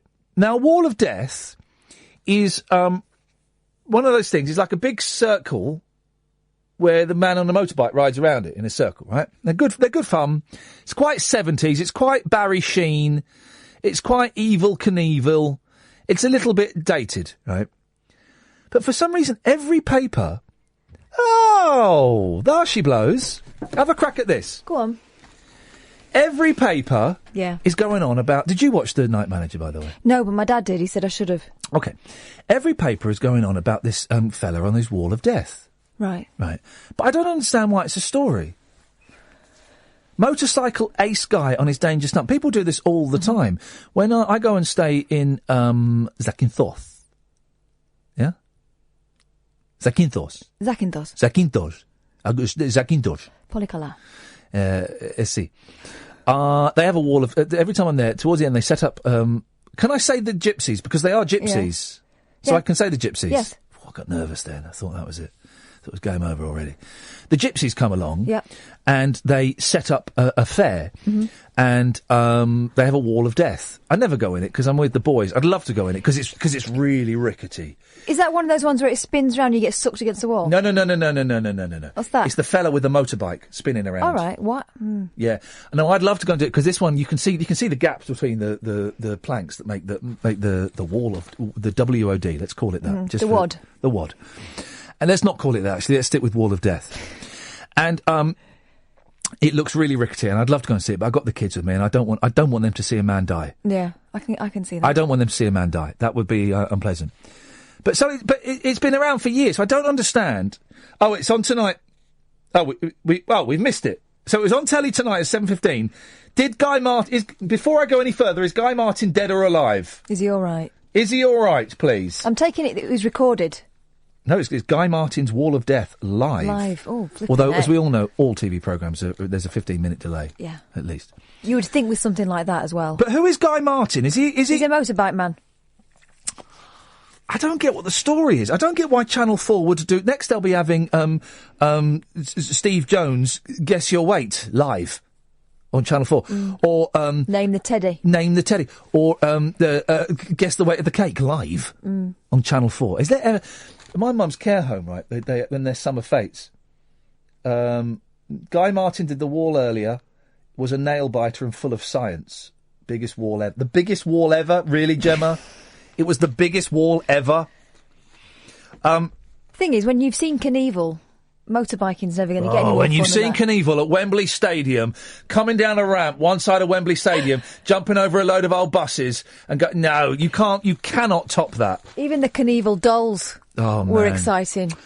My mum's care home, they have a fete every summer, and they have a guess the weight competition. And I always feel, despite the fact that we pay £1,500 Guess the weight of what? A person? A cake. All right. Despite the fact, we'll do them after the break, because we haven't got much time now. Despite the fact that we pay £1,500 a week for her to stay there, I kind of feel obliged to spend £2 on guessing the weight. The thing is, I don't know weights. No, nor do I. I don't know. I don't have anything. I've got no point of reference. Babies, I get that. I couldn't do babies. I had big ones. Now everyone's calling in just before the end. Get Az. We'll call them back, Ed, and we'll speak to them afterwards. Thank you very much. I've got distance I can kind of estimate. My boy did a brilliant estimation today. He went on one of those Go Ape things. You know the things you're up in the tree and you climb in. And I was trying to describe to his grandparents how tall it was. And he went, it's 20 me's. Well, 20 metres. He said, no, 20 of me's. And I went, actually, it's about 20 U's. You're right. Brilliant measurement. Yeah, but that's not reliable for a lifetime, is it? No, that's going to change. Anyway, hopefully. Well, fingers with the way they're going, blimey. I tell you what, we will talk about this in a minute. Callum, Az, stay there. I don't know why you've let me struggle for the last 20 minutes. For me. No, maybe they were. We'll have more of your calls after we get rid of this.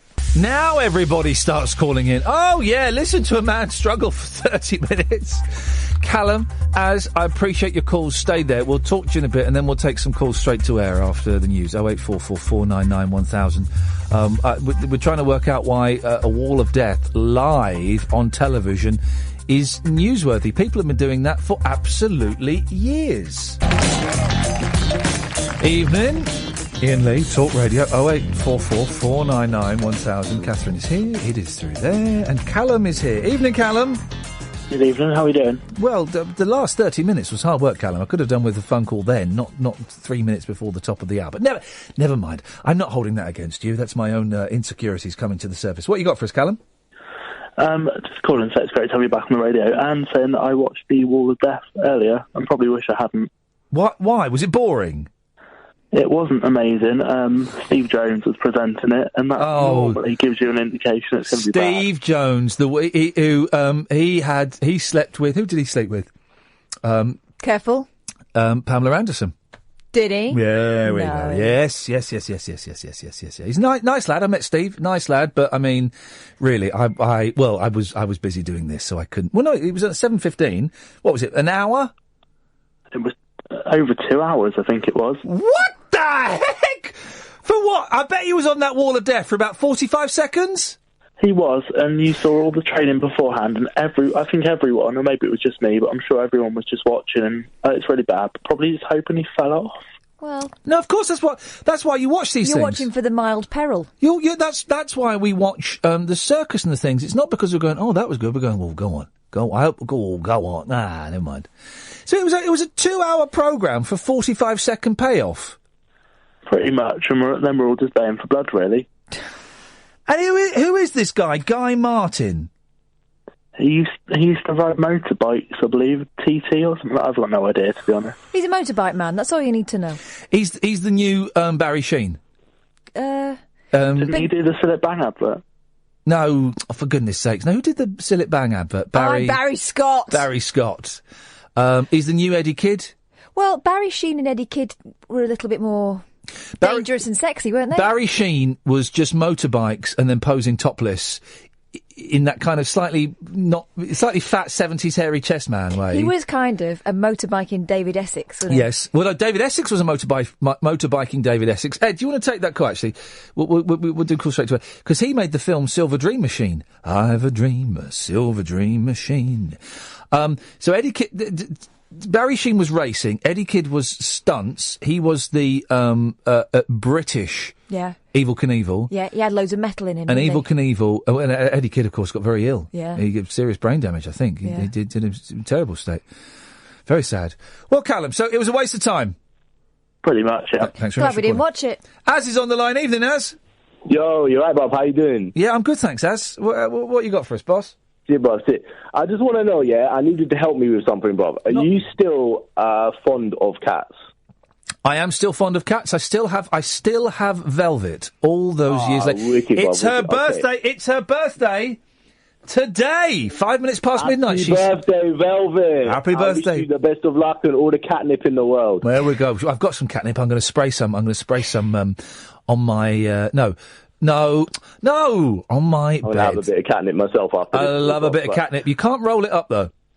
No, that's bad, Bob. That's bad for your yeah. But Bob, I need you to help me, okay? Yeah, that's no worries. So I've got my girlfriend on Skype right now. Yeah, she's in Ecuador. That's where she's from. That's where she's calling from. Okay, she need a passport. I put you on loudspeaker. She hates cats, right? She doesn't like cats. If we get married and live together, she doesn't want to have a cat. And you need to try and convince her that cats are awesome. Well, I don't know if we're going to be able to convince her, Az, because she sounds like one of those cold-hearted, soulless people that do... Cold-hearted, soulless people. Wait, bro, let me just put you on loudspeaker so she can hear this. One second. Okie dokie. Okay, there we go. Is she? You are...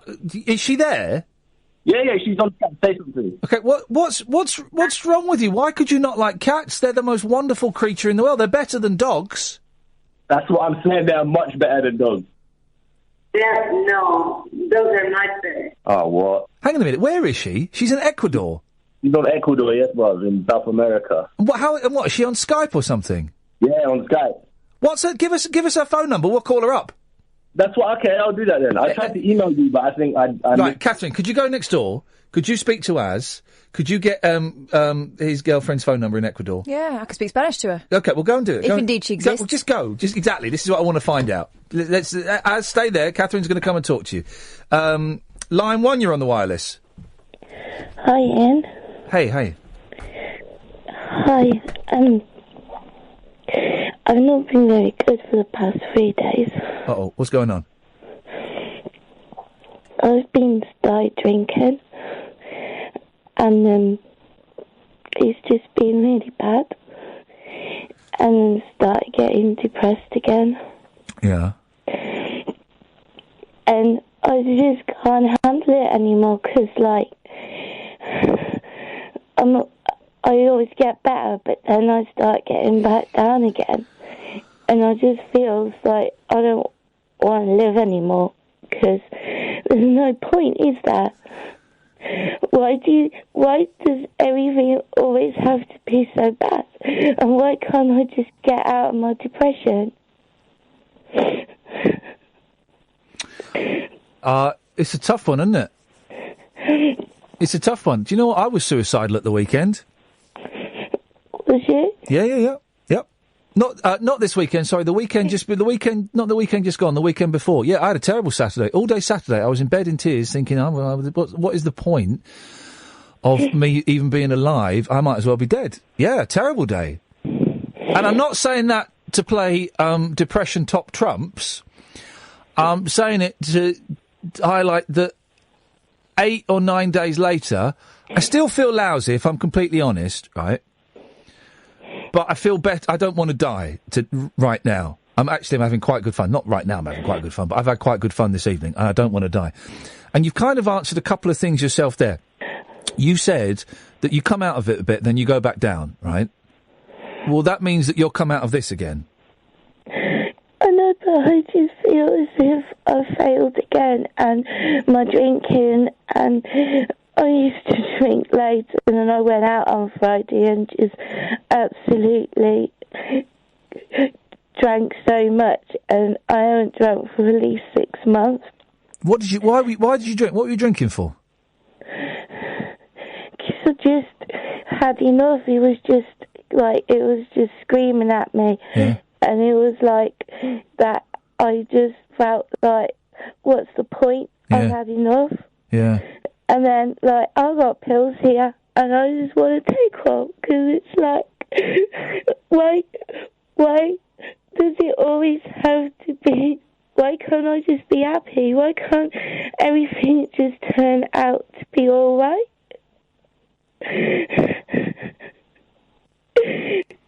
And it's just really bad.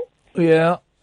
The thing is, I'm laughing because I'm identifying with you. What pills you got? I've got paracetamol and I've got aspirin. How many you got?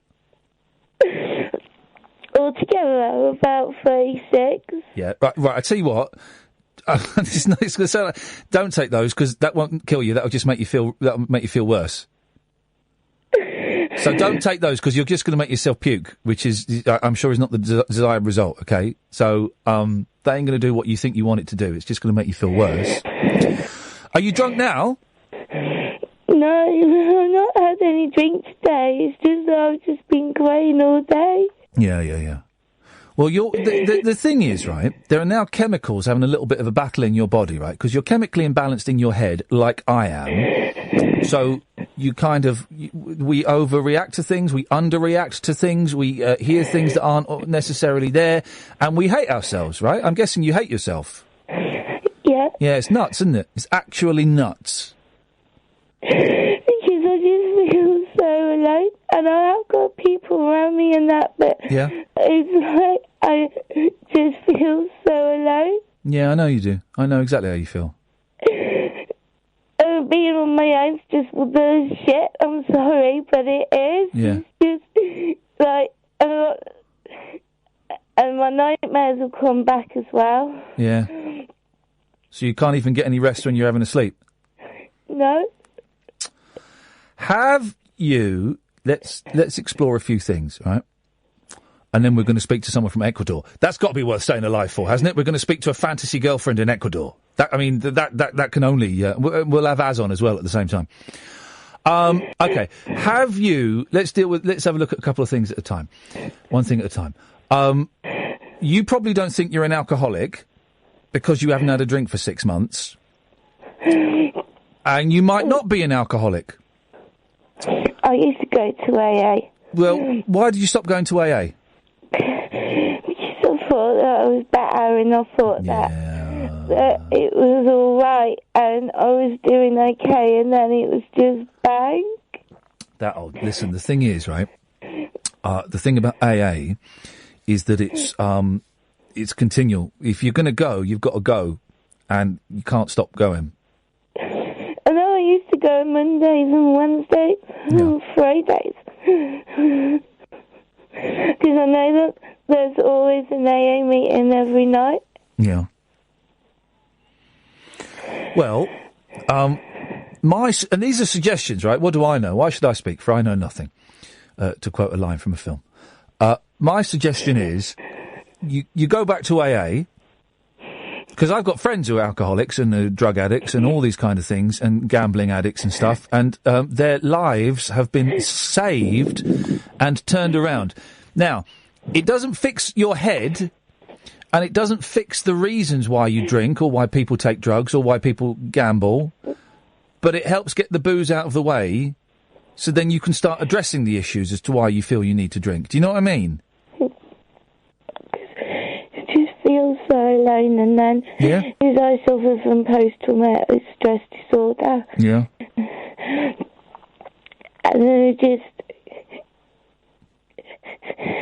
Them men that were in my life, even though it's 11 years ago, they ruined everything. Yeah, I know. And I can't get it out of my head. Even though that I've had help and I've had counselling and it was work, and then bang, it doesn't even have to be like, even if it's like a bad day, it just suddenly comes. I could be really good like yesterday and that, and then bang, it's there. And I just feel like I'm a total failure. But I'm just useless. I know exactly how you feel, and I'm trying to think what works for me. And I know that your story's slightly different, and it comes from from incidents and things. And I'm trying to think what makes what turns it around for me. And it's tough because you're not well. That's the thing. You're not well. I know. Even my mum and dad don't even know. They don't know nothing because I can't tell them. It's hard. Sometimes it's harder to tell the people we're closest to, isn't it? Really, what's going on and stuff. But you know that if you killed yourself, they'd be devastated, right?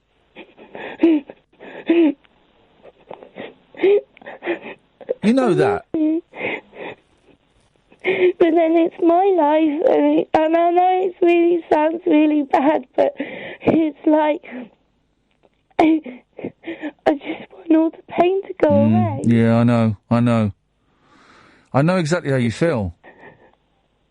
I just want it all to go, and I just feel like I just hate everything. I'm sorry. Right. Are you at home now, yeah? Yeah. Right. Put the pills away, because you've not got enough pills there to kill you, right? And you're just going to make yourself feel sick. So get rid of them, okay? Because they're not going to do any good. Go, do you know, I mean, this sounds really patronising, right? The best advice I can give you now is go to bed. Go to bed. Listen to the rest of this rubbish. Get ready. There'll be two shouty men on at 1 o'clock. That might give you the fright of your life, okay? Go to bed. Turn this off. Turn the lights off. And just breathe. I don't know if you meditate or do any of that stuff. The meditation helps me. Just do a bit of breathing and just relax. Doesn't matter if you don't get to sleep. Don't worry about getting to sleep, because if you worry about getting to sleep, then you'll get even more anxious.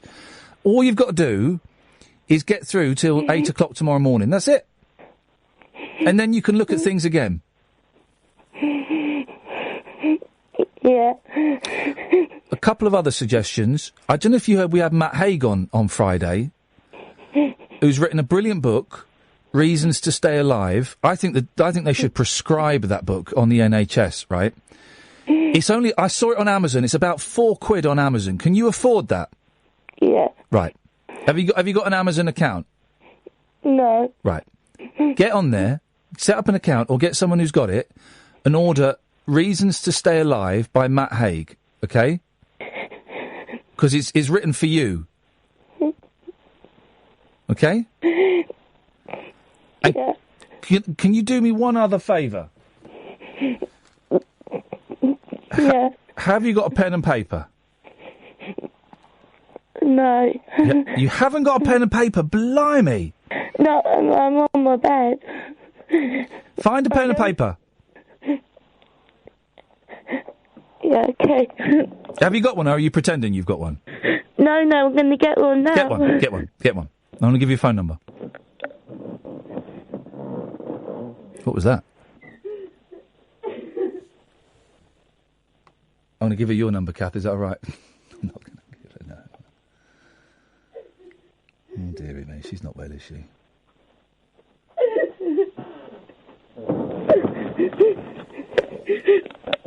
Yeah. Right, you got a pen and paper? Yeah. Right, I'll give you a number. 116...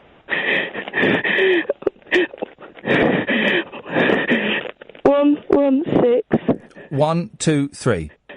1, 2. Right, that's the Samaritans, right?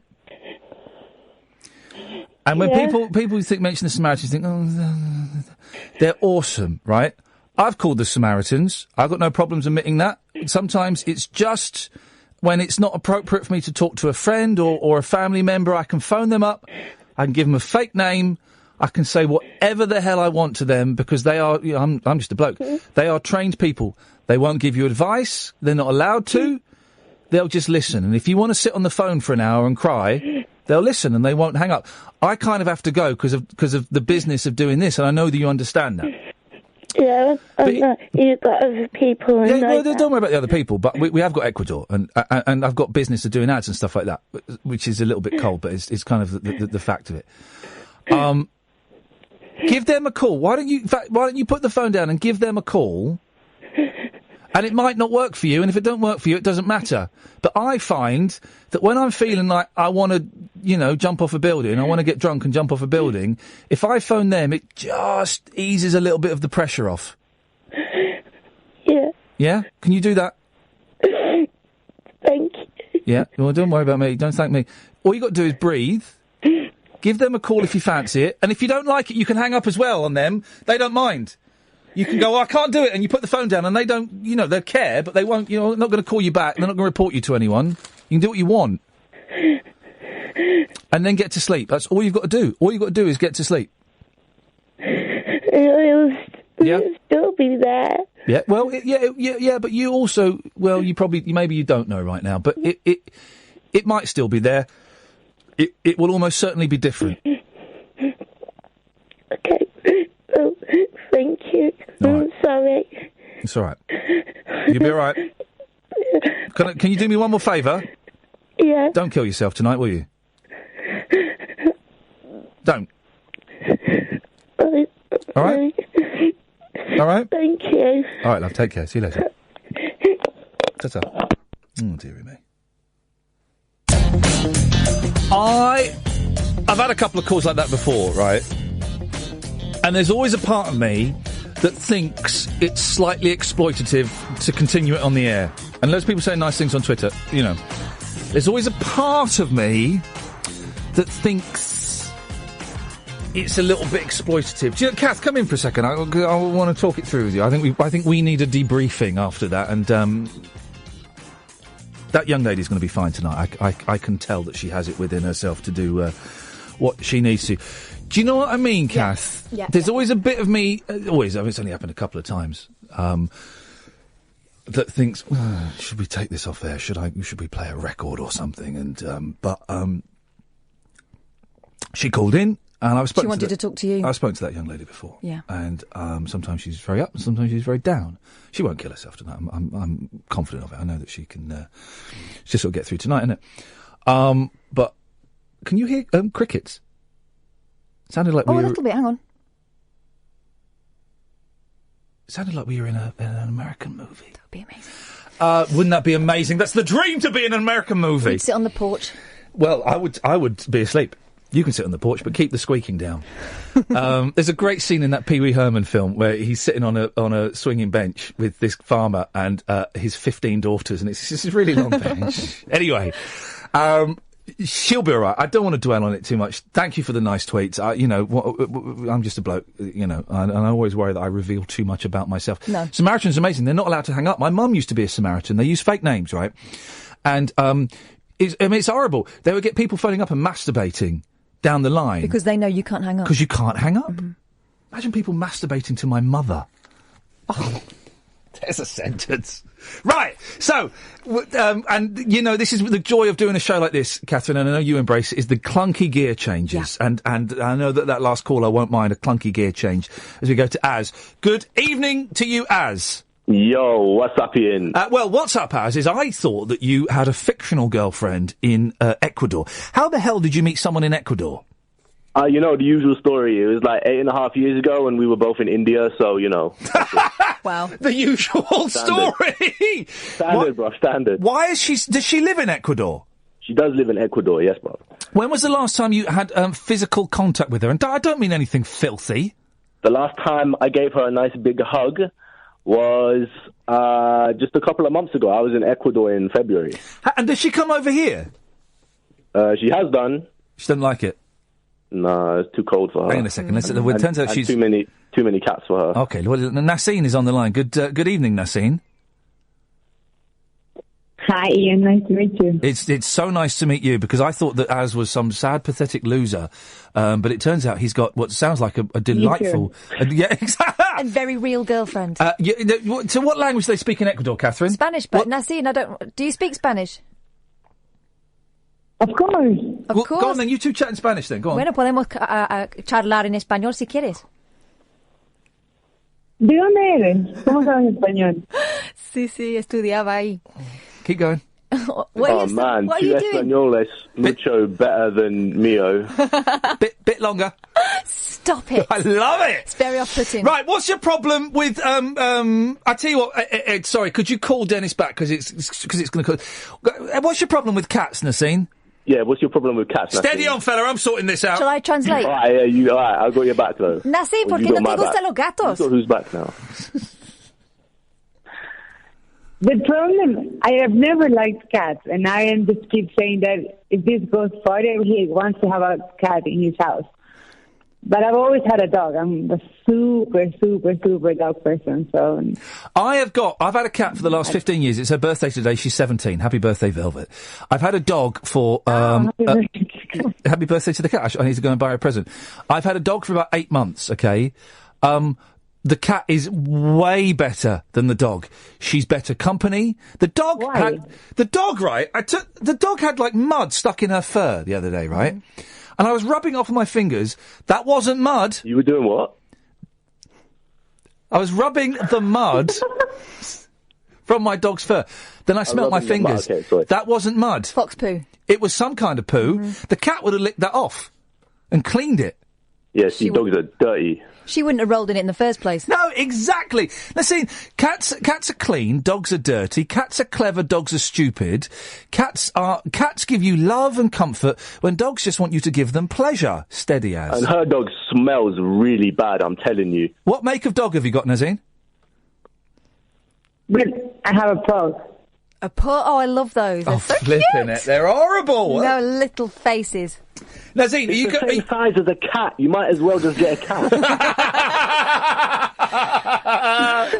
What's his name, Nazine? It's super cute. What's it called? Bully. Willie? Have you got Willie? Bully. Bully. Right, okay. How old is the dog? Like 8 years or more, probably 10, I think. Oh, so you don't even know how old it is? Gosh, you must really love it. If it's 10 What happens when you get a dog? Love just dies. With the cats, it goes till the end. If it's 10 as, you've probably got another 4 years. Pugs don't live too long. And then once it dies and she's really upset, oh, my bully has died, he's no longer with me. Don't do the voice. I'm losing my best friend. You go, oh, don't worry, I can cheer you up. Here's a cat. I could get a cat and dress it up as a pug because they're the same size. And when she falls in love with it and I take all the disguise off then you it, whip the disguise off it and then she's got it and you can't get rid of it. You can't get rid of it. Bruv. Nazine, are you sure you want to carry on with this guy? He sounds dodgy. No, I'm just going to break up. That's according to plan, you guys were meant to have my back about the cat and sort out that. Hey, I'm a poet. Do you know what? I'm actually on Nassine's side. I think she should dump you, mate. She can do much. She needs a hot Ecuadorian fella to make sweet, passionate love to her. Oh, great. Thanks for that. Loyal listener since like 2006. Okay. And you're going bye, Az. He'll be listening a bit more now. He's lonely. Nassine, I may disagree with you about cats and dogs, but I think you're absolutely right when it comes to boys. Dump that loser and find somebody out there that you can get on with. Okay, I will. Nice to talk to you, Nassine. Ta-ta. There we go. What a delightful... I believe that's the first Ecuadorian phone call I've ever taken on air. We should do this. Personal problems. We can handle it. We've caused one couple to split up. Job done. That could have taken years. Dennis, Happy Tree, stay there. 0844 499 1000. Let me just give Id the finger. Well, tonight's show has been, I was going to say delightfully, and I'm going to stick with the word delightfully, even though, the part of the last half an hour was not delightful, but it's been delightfully ramshackle, bouncing all over the place, from the light and indeed to the very shady. It gets even shadier. Is Dennis in Dunstable? Oh, Dennis. Hello, Kathy. Hello. How's the big one and the little one? Okay? Still big and little. Yeah, they're doing all right.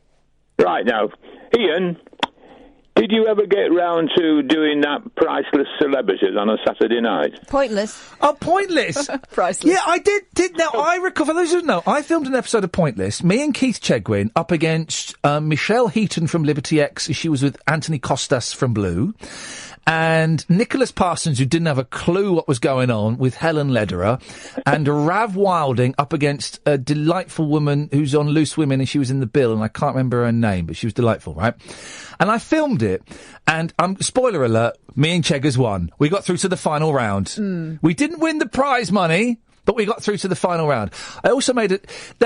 I made a terrible faux pas. Well, it sounded bad. I basically, I answered a question in a racist way. Or in a way that sounded racist. Yes. Because you're not a racist person. Well. But it was a racist answer. I gave a racist answer on Pointless, right? And this was like June or July of last year. And I thought it had gone out. But loads of people keep saying, has your Pointless gone out? Has your Pointless gone out? But it was just before that thing happened. So I wonder whether a note went round. No. Because I've been on other BBC stuff since they shafted me. I see it regularly, and I never saw it once. I mean, I made sure I put it on record so I wouldn't miss it. Get a life, mate.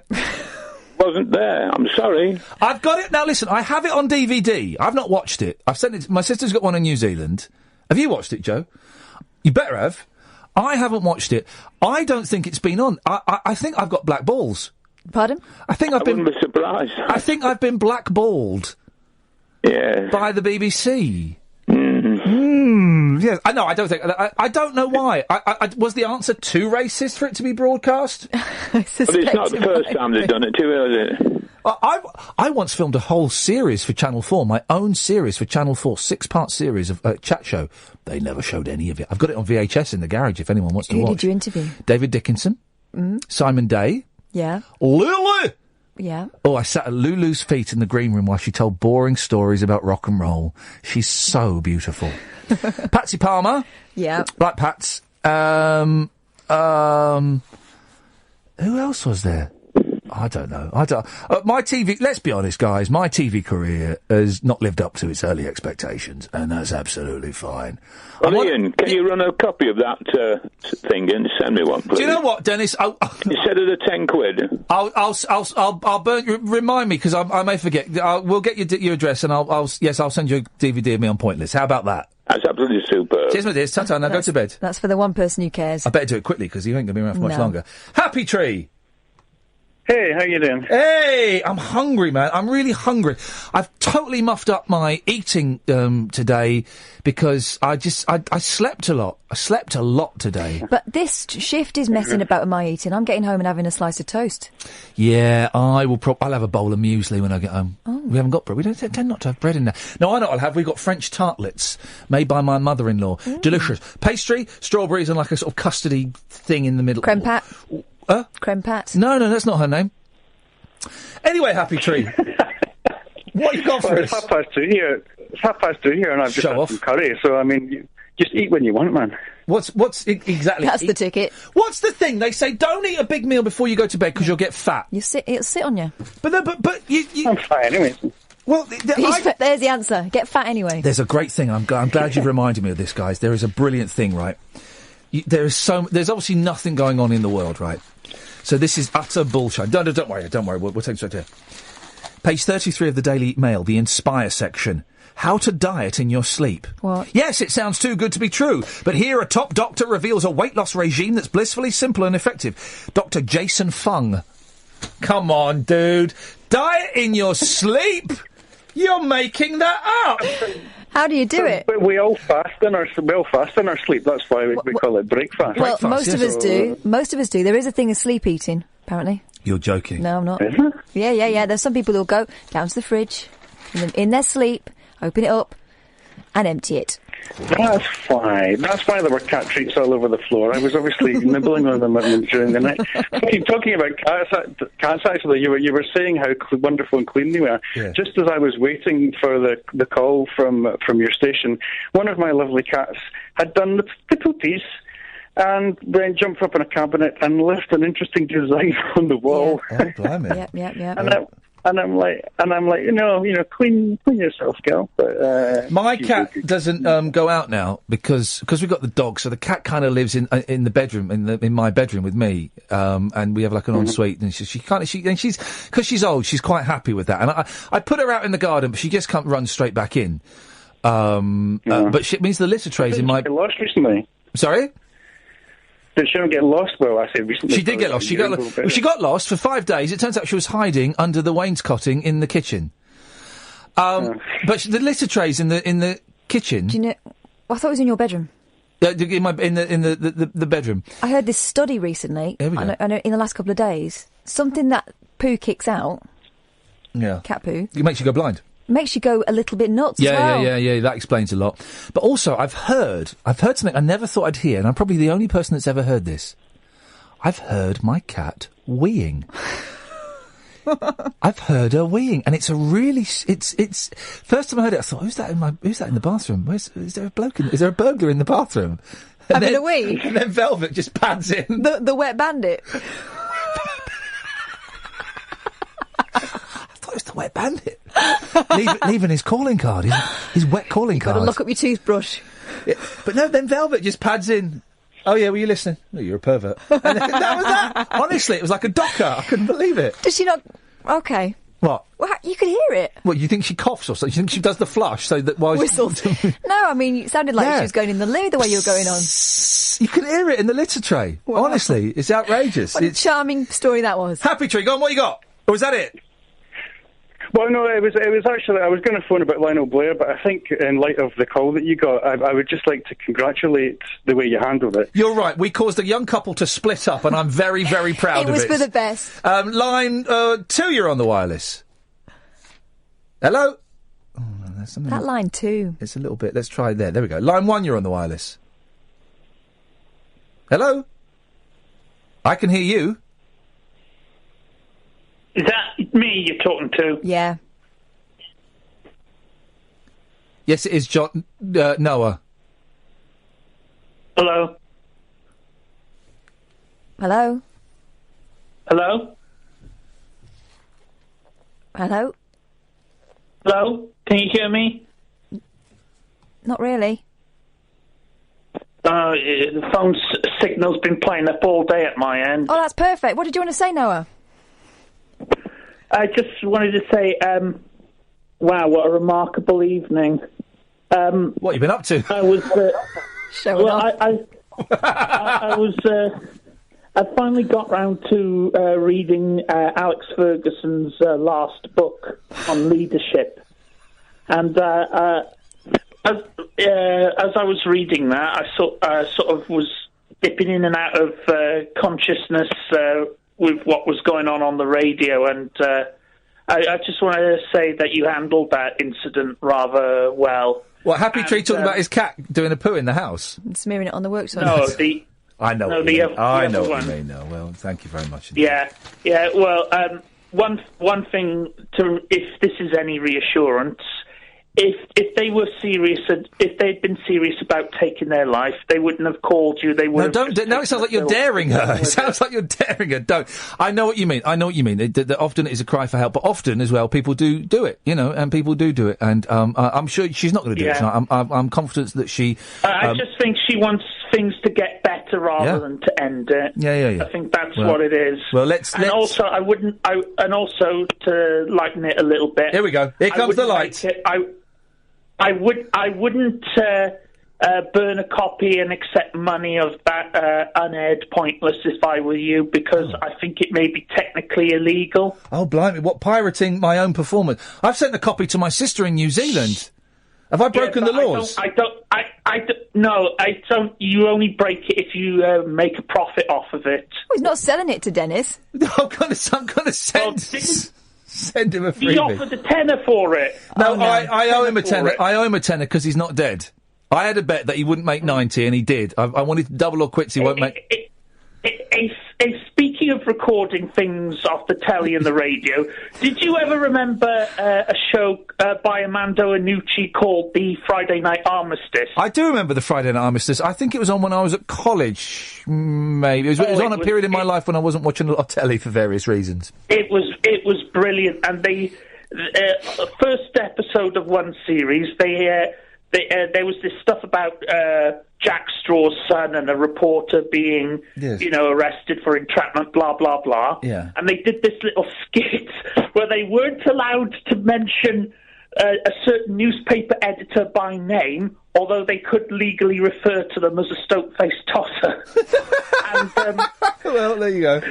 And he gave an interview on a BBC radio station that will remain nameless. Yes, good. And then he wrote a letter to Piers Morgan asking for a copy of that interview on BBC Radio, and he sent £10 for his trouble. Well, there you go. So he got the tape recording with a leaflet with compliments from the Mirror, and then he turned around and encouraged his viewers to arrest Piers Morgan for breaking the law. He's good, Armand. Thank you for that, Noah. You probably had to be there. He's... Let's put Armando Iannucci on the list. Let's get him on. All right. Let's put him on the list. We can ask him. The number of people that we've asked... Jim Dale's coming on. Yeah. We'll go to break in a second. Let me very quickly just take this call because I've been waiting. Line 2, you're on the wireless. Hello. Hello there.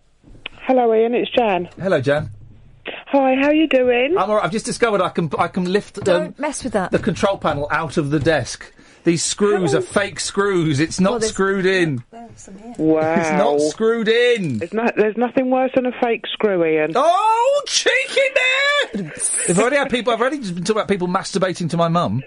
Can we not say those words together in that order ever again? It's quite healthy for me. No. Well, you cheered me up, actually, because I've got the raging hump. Oh, blimey. I phoned the other night and told you about my parking ticket that I got because I went to Matalan. Yeah, because you spent 3.5 hours in a car park where you were only allowed for 2 hours, yes. That's right, yeah. Yes. And anyway, I've gone to pay it online, and I've got to pay the full bloody whack because I've missed it by 2 days. Jan! I know. I'm not happy. So how much? I've had to pay how much have you got to pay? £85. Ooh, mate. That could have got you a lot of tops at Matalan. I get a lot of parking tickets. I'd struggle with my driving, as we may find out later on in the year.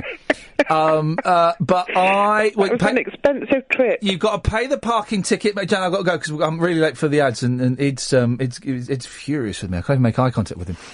Parking ticket, pay it, fume about it, let it go. You should be in bed. Yeah, you should be in bed. Let's take this call, then I'll tell you how you can diet in your sleep. Okay? Oh, excellent, thanks. Line 6, you're on the wireless. Hi. Hi. How you doing? I'm all right. What you got? I've been sat in my bathroom for nearly 3 hours listening to you. Why are you listening in the bathroom? Because, everyone downstairs is watching TV, all that Geordie Shore rubbish and stuff like that. Yeah. Children in the bedroom trying to sleep. Yeah. I'm the one who's got 7 kids, so they're, everywhere. Headphones? Have you not got headphones? Get some Beats. Yeah. Yeah, my children stole my headphones and broke them. Oh, this is the thing about headphones. They are very, very breakable. The Apple ones, I've not tried Beats, but all of them, they break very, very easily. It's very frustrating. See, another thing that breaks easily is the cable to charge the iPhones. Oh, yes. That breaks. Apple know what they're doing there. Steve Jobs was a genius. They're not hugely flexible, are they? No, they take a lot of stress near the old... Yeah, the old socket. Yeah. You know about that. Don't they give you a free one if you take it to the store? No! Do they? I heard a rumour. No. Well, go and try it out for us. Try it. I've heard this. I've heard this. We'll do a consumer test. Yeah. I don't believe that's true. It's what I can't confirm it is or not, but it'd be good. You can't go around spreading rumours on national radio. There's going to be a rush at the Apple Store tomorrow now. There's going to be a rushing at the Apple Store tomorrow now. Possibly. Well. Anyway, is it a nice bathroom? No, I'm in the middle of decorating it. There's tiles everywhere. Blimey, be careful. Do you still put matches in between the tiles? No, I've got little crisscross spaces. Here's the thing. My boy got battleships for his birthday, right? Good game. Yeah, well, we never bothered to get it out. And the weekend I thought, right, we're going to crack this open. So I set it all up. But we've lost the 84 red pegs and the 120 white pegs. Oh. They've gone. And I said, where are they? I don't know. Well, you took them out. You've been playing with the peg. Where are the pegs? First of all, I said, we can use matchsticks. And then I thought, no, we can't because it's not 1979. And also, you need 2 different colours. You need red and white. Paint them? Well, for crying out loud. So here's a question. Where can I get the pegs for battleships? You can't buy them separately. Just don't be tight. It's dead cheap. Buy another one. I'm not spending 16 quid on another battleship. Is that how much it is? Yeah. Okay, that's dear. Yeah. Get on eBay. You'll probably get a whole battleship set. Here we go. 5p or something. I know. Do it on a pad and paper. Oh, no. We've got the set. It's easily done. No. It is actually easily done. But no, he's not going to enjoy that. Well, he ruined it for himself. He can do it the hard way now. He probably did. Jamie, anything else? No, I just thought... Oh, God, you sound miserable. Well, you go... Listen... I'm bum and legs. Well... There's only one place to sit in here. Tell me about it. Is he sitting on the toilet? Is he sitting on the lavabo? Or in the bath? Line 7, you're on the wireless. Right. Oh, God, not you again. Yeah, well, it's the address you wanted. No, don't give it to me now, Dennis. We're on the air. You'll have everyone coming round looking for sex. Well, they can get it any time they like. I've still got a walking stick. Oh, blimey. Dennis, listen, we'll sort it out tomorrow, mate. We'll sort it out tomorrow. We'll give you a call before the show. He's keen for that pointless, isn't he? It's not that good. Line 9, you're on the wireless. First time on the New Talk Radio. Hello, mate. How you doing? All right, Ian. Not bad, thanks. It's got Russ in the Midlands this way. Why are you... can I ask, right? Remind me of your name, fella.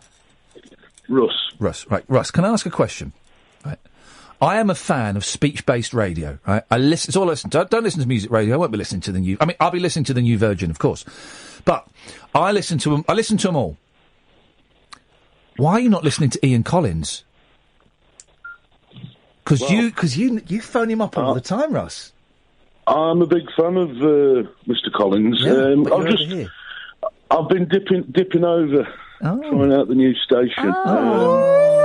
So you did. I feel honoured, Russ. Okay, what can I do to make you stay and make you abandon Collins?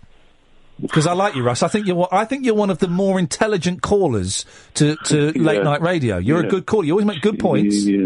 I heard you on who's Darren Adam? I heard you on Darren Adam the other night. Yeah. I'm a bit of a phone tart. A talk radio tart, I suppose. I do get about a bit. So how do we get you to commit? I don't know. It's going to be one of them. It's going to be down to the subject matter, I reckon, on the different stations. Yeah, well, tonight we're talking about Muslims, black cabs, and Brexit. No, we're not. Don't get me started. Tonight Tonight we've been talking about dieting in your sleep. We've been talking about. That's what I've called up about. Oh, go on, fella, go on. I actually, I don't know whether it's a health issue or what, but over the last sort of 6 to 12 months, I've been getting this sleep-eating business. Boom, I told you it was real. What do you mean sleep? Sleepwalking and eating in your sleep? No, I wake up about an hour or two after going to sleep, feeling hungry, especially craving for something sweet, and usually end up snaffling some peanut M&Ms or a cream egg or something. Excellent use of the word snaffling, by the way. That gives you 5 points, sir. Well, I work nights, you see, so I think, and then, when I try and readjust to days on my days off. Oh, mate, listen, I've done breakfast for the last 4 years. Kathy, you've done it for a bit longer. Mm-hmm. And that messes up with your life. And then coming and doing this shift, the complete opposite end of the day, my body's all over the place. This whole conversation's making me hungry. And we went out for supper before we came. We went out of Chinese. It's very confusing to the body, isn't it, Russ? Yeah, it's your, I don't know what the word is now, funny word, something rhythm. It's just to do with... Your Acadian rhythms. Your Acadian rhythms. That's what it all is. They're all cocked up, but I did, right, now be careful... The Acadian rhythms are all cocked up. I used to, many years ago... Yes. Suffer from a similar disorder, but of the hokey cokey variety. I used to hokey cokey variety. My wife would wake up with rather a surprise, and I'm being totally genuine. Luckily, she's been Mrs. that we were married now. I've got literally no idea what you're talking about. There's going to be something out Shake It All About coming on, isn't there? I could phrase it as sleep shagging. You could be controversial. Very delicate. Let's be controversial. So hang on a minute. You would have sex while you were who was asleep in this scenario? Just so we can work out the legality. Both of us. Oh dear, that's not good, is it? I'm sorry to the lady in the studio there. It's okay, I'm no lady. That's no lady. That's Catherine Boyle. Hang on a minute. If you were both asleep, how did you know you were doing it? Well, we'd sort of wake up, obviously, at that point. I was obviously in my sleep getting a bit fruity. Blimey. I don't know. I can't explain it. I've done it the opposite way round, where I've ended up asleep. Oh, no job should be this much fun. I heard a case. I'm sure I heard a case recently in the media. I don't know if it's in this country or abroad, where some guy got done for, I'm sure he got done for rape or something. He was asleep?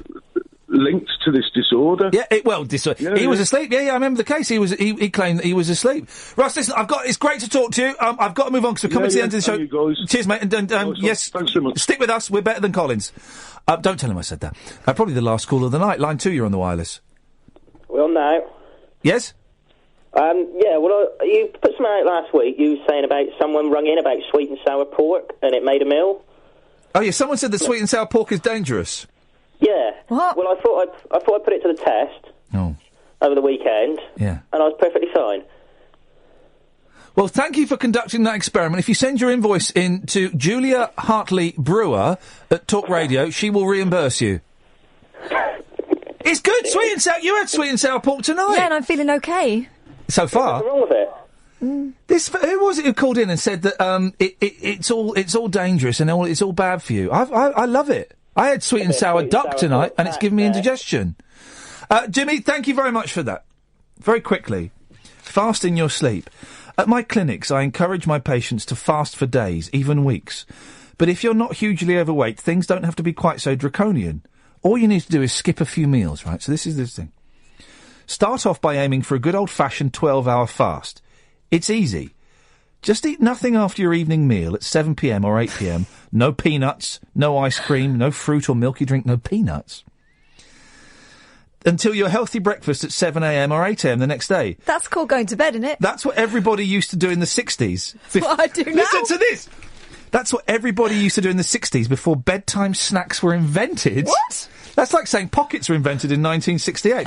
I've got to very quickly, I've got to read you the end of it. You might not have heard this. Oh, where is the washing machine? Oh, where is... Oh. You remember the woman who claimed that she'd had the winning ticket? Yeah, and she'd washed it.